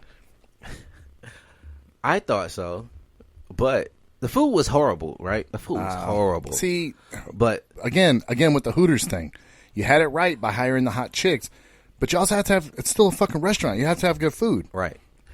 So cool concept, but you need to back it up with the food, exactly. man. Jesus. It would have been a way better experience with good food, but she makes fun of me for taking her there because she was like, "This is like a little kid's place," and I was like, "Why you say that?" She was like, "Because but it was because she didn't enjoy herself. It's why it made everything else. But we had fun because we were laughing. It made us talk about the movie Ace Ventura, Pet Detective, right? And I was like, look at the hair. He got the hair right. I started pulling out pictures of Ace Ventura, right, trying to see how detailed did this guy actually put the work in to look like Ace Ventura, Pet Detective. So we was able to enjoy moments there. But she would always like, never take me here again. Like, don't ever take me to this place again. And I was like, you're right. I shouldn't have fucking took you there. But no, guess what? I said I wanted to have an experience date, and we did have an experience. We got something we was able to. Did you catch yourself just now? Just now you even said it. You're like, well, yeah, I shouldn't have brought you here. Well, no, I said that. Oh, you're saying you said that at the time. I'm telling okay, you at my the bad. time. Fuck that. Fuck you. I would never do that now. I'm saying at the time, yeah, I say, oh, I shouldn't have did that. Yeah, but like I said, that's what I'm saying now. No, fuck that. I told you I wanted the experience date. You actually, guess what? She experienced it, and guess what? She never forgot it. She experienced something different. Yeah. And for me, that's what it was about, more experiencing me, because guess what? She got to experience me experiencing this. Right. Yeah. Having fun with about it. Yeah, the food sucked, but everything else was it was kind of funny. We got, I don't know if anybody else is taking it. I know she didn't want to go because she's a snob about food, but experiencing that with me should have been more of the thing than the actual food itself. Yeah. That's what I'm saying. So and also, you didn't know they had bad food. No, I You're not a fucking fortune teller. Right. Jesus. You didn't cook the food? No, it would have been way better. Oh, but she's judging you on the food when you didn't fucking know because y'all had never been there before. Right. This isn't like someplace you go every fucking Thursday. But that's me, Blue Pill, being apologetic. She's right. Apologetic about it. But you know why? I felt guilty because I was like, damn, it almost slipped my mind, and I didn't really get to plan anything exciting. So I did it last minute, and I felt guilty about it, right? Because I didn't. And the thing is, I was busting my ass being busy at work. It wasn't like I was like playing video games always. It's like, oh, I fucking forgot her birthday. I'm living off of her. And it wasn't that. So yeah. Why would I feel guilty doing that? But like you said, socially, we always gotta fucking cater to them without it ever being or thought of that women get with men who they are attracted to because of who that guy is. And they don't even realize it. They may think it's about the resources and shit like that. Can he do that? They think it's one thing. But like I said, I don't care what women say. I watch what they do. I see a woman somewhere, I only talk to this type of guy. But how come you got bad dating stories? Because you're dating guys that you say you want, but you're still dating other type of guys, aren't you? Yeah. So fuck you with that fuck shit about trying to tell me you only date a specific type of guy, but you got tons of fucking stories about all the fucking worst guys you've ever fucking dated. Yeah. Right. So that's why I say, guys, don't believe that shit, man. They'll tell you what they think you want to hear or you should hear because they don't want to be the ones being thought of as you get to come up short because the women that act like that, and when you talked about, you said when you was talking about she's typing on social media talking about the date was bad and all that shit, that bitch is a selfish bitch. That's all that is. Well, and then if we gave her truth serum, and again, guys, this segment, social proof versus your own wants and desires. If we gave her truth serum, and we asked her this question, did you put that on social media because you were really distraught by the date experience that you had? No. Or did you put that on social media because you knew it would get you a lot of attention? Exactly. I think she'd be able to quickly answer that, and And that answer is the latter. We talked about that last week about women doing that. And what all the fucking simp guys. Well, what All about the my simp date? dudes. Hey, what about the date you and I had? She doesn't answer that. She's Right. like our friend Bob's ex here. When are we going to go out? Crickets. Right. Hey, you didn't answer my question. You always do that. Wow. Yeah, dude, bitch, I asked you a fucking question. What about our date? Again, I asked about our date. Yeah. I still follow you on Facebook. Hashtag literal friend zone. Yeah. Literal friend zone. But, Anthony, what... I'm trying to think of some other ones, like, where I was just like, man, I never liked that all along. Another social proof, man, is women do go through this shit a lot when they are experiencing a guy that they really into, got high interest into, and, you know, they can't shut the fuck up, so they're going to tell their friends, and they're going to be like, this guy. But guess what? Guess what she's gonna ask? What does he do? What does he do? I mean, she got to get social proof, right? Yep. She's got to get social proof. It can't be about what she's having fun. It can't be about her wants and desires. It got to be about her friends accepting this shit, right? We see this shit on 90 Day Fiancé all the fucking time. They always go out with the group of friends, and the friends start their round table discussion where you want to see you want to see real women arrogance. Again, just like the porn star grandmother judging the gal that immigrated here from South America. Dominican Republic. That's what it was. It was from Dominican Republic. Thank you, Anthony. But on this most recent season of 90 Day Fiancé. But it's like all of a sudden they become arrogant enough to think that they're like the panel of American Idol. Hey, for me, it was he doesn't make enough money, and he seems a bit off and not romantic enough. Took her to a Twin Peaks on their first date. Watched UFC. For me, it's a no. It's a no for me. Damn dog. You man, you took her to a restaurant and watched some MMA? Man, dog. For me, that's a no. That's a no. Dog. Come on, dog. Man, they really, these women will sit in this round table and discuss you, the guy that she's dating, and really they'll just get this arrogant thing where they're just going to sit here and judge another human being. Now, they're not going to hold themselves to that same standard. No. This is the same thing we always see. Women want guys that are tall, but these bitches aren't tall. Women do weird shit when they see other women happy when they're not, right? Oh, man, that's a really good take, actually. And it's like, they can't enjoy this bitch's happiness, right? Nope. It's like, well, damn, he's not rich and he makes you happy? Well, why can't I find a guy like that? Well, there must be something wrong with him. Yeah, not as good as you're saying. Let's have a long discussion and figure out why he sucks. Exactly. Now, these women, if we have any ladies listening to the show, these women, they're not going to be in bed with you at night, keeping you warm and keeping you company, nope, carrying groceries in for you and shit. But they will stop you from having a man like that. They'll get in your fucking head and make you think what you thought was great is really not that good at all. True story. So my wife, after her and I kind of established, after I did work travel all that summer, and we had kind of established that we were going to be monogamous, one of her friends from work was, because you brought up when women just can't be happy for each other. And that's specifically what happened. She was like, yeah, it's going really well. And everyone at her work had become very entertained by her bad date stories. You know, my wife would come and be like, God dang, this guy. And my wife, because she comes from an immigrant family from Vietnam, she grew up in Baltimore, I think also kind of colors it too. She likes masculine men. So a bad date for her would be the guy was just doing too much.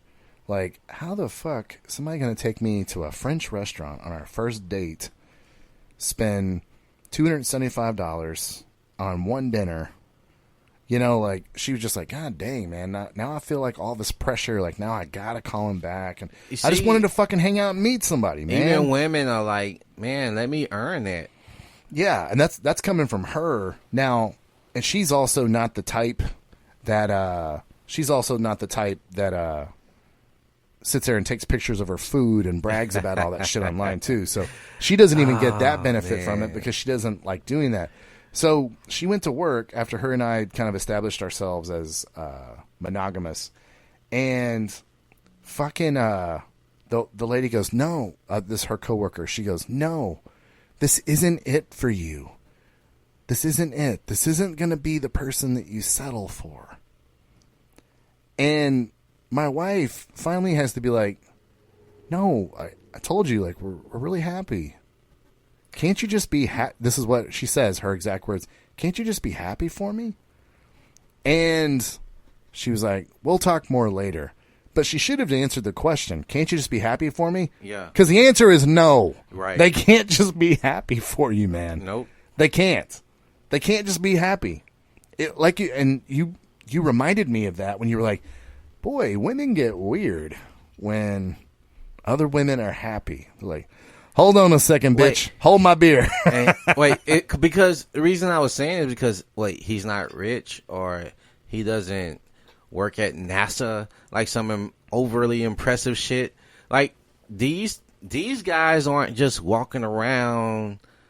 Because let's say, how many guys are like that, Wesley, at work at NASA, or that's an astronaut or a fucking rocket scientist? How many people have that job? Not a lot of fucking people have that job. Well, and if they do have that job, they might be fucking trying to take him out to a French restaurant on the first fucking date. You know, I mean, just because a man has an impressive career doesn't mean he's impressive. I mean, it doesn't. Most guys or most people, I'll say this, most people with prestigious positions in life don't have a lot of character or personality with them because they're so into what they do. Like, they become what they do, right? Well, I think that there's a different reason for that. I don't think it has anything to do with them being really into their career. I think a lot of people that are in very prestigious jobs, they were born on third base. Yeah. While the rest of us were born with a bat in our hand at home plate. Yeah. They were born on just trying to get on base. Strike out. Yeah. Trying not to strike out. Trying not to strike out. But they're born on third base, and as you pointed out, unless you go through trials and tribulations in life, that is truly what forges your character. Yeah. And I think a lot of those people that are born on third base, they don't have a lot of trial and tribulation, so it doesn't forge as deep of a character. We've talked about this openly on this show. I grew up as an abused child. My father looked the other way, and I never want my child to go through that. I never want my child to go through anything like I went through. But sometimes I have to wonder, if I make things too easy for her, is she going to have a deep, deep character? So it's this tricky thing as a parent that you have to deal with. Yeah. It's like, I want them, certainly there's never going to be any violence in this house. Yeah. And that's not what I'm saying. I'm not going to step up the level of violence so she gets some character. No, that's not what I'm saying. But I am saying that, it's a very, very tricky path, to be able to get character, but also not have them go through the same kind of hell that you went through. Anthony, how can they find more info about the Red Pill Phone Tap? Easy. You can go to Facebook now. We got a whole group called Red Pill Phone Tap. We are on YouTube. We have a email. Is it theredpillphonetap at gmail.com? It's redpillphonetap at gmail.com. Now, Wesley said it correctly. We are on Instagram. We are on iHeartRadio. We are on iTunes. We are on Spotify. We're on SoundCloud. Anywhere you can podcast, we're at. So go ahead. We're going to ask you to subscribe, comment, like. In our Red Pill Phone Tap Facebook group, easy to find, you will have the godfather of the Red Pill himself, Patrice O'Neill, as the photo coming in. He is the guy that really is the guy that set the foundation for everything we do on the show. And please check out some of his older videos. They're absolutely great. Oh yeah, we got great videos inside for you to follow if you want to do that. Yeah, so come on board. We'd love to have you. Episode 16, and next week we'll be back for 17 of the Red Pill Phone Tap. Peace.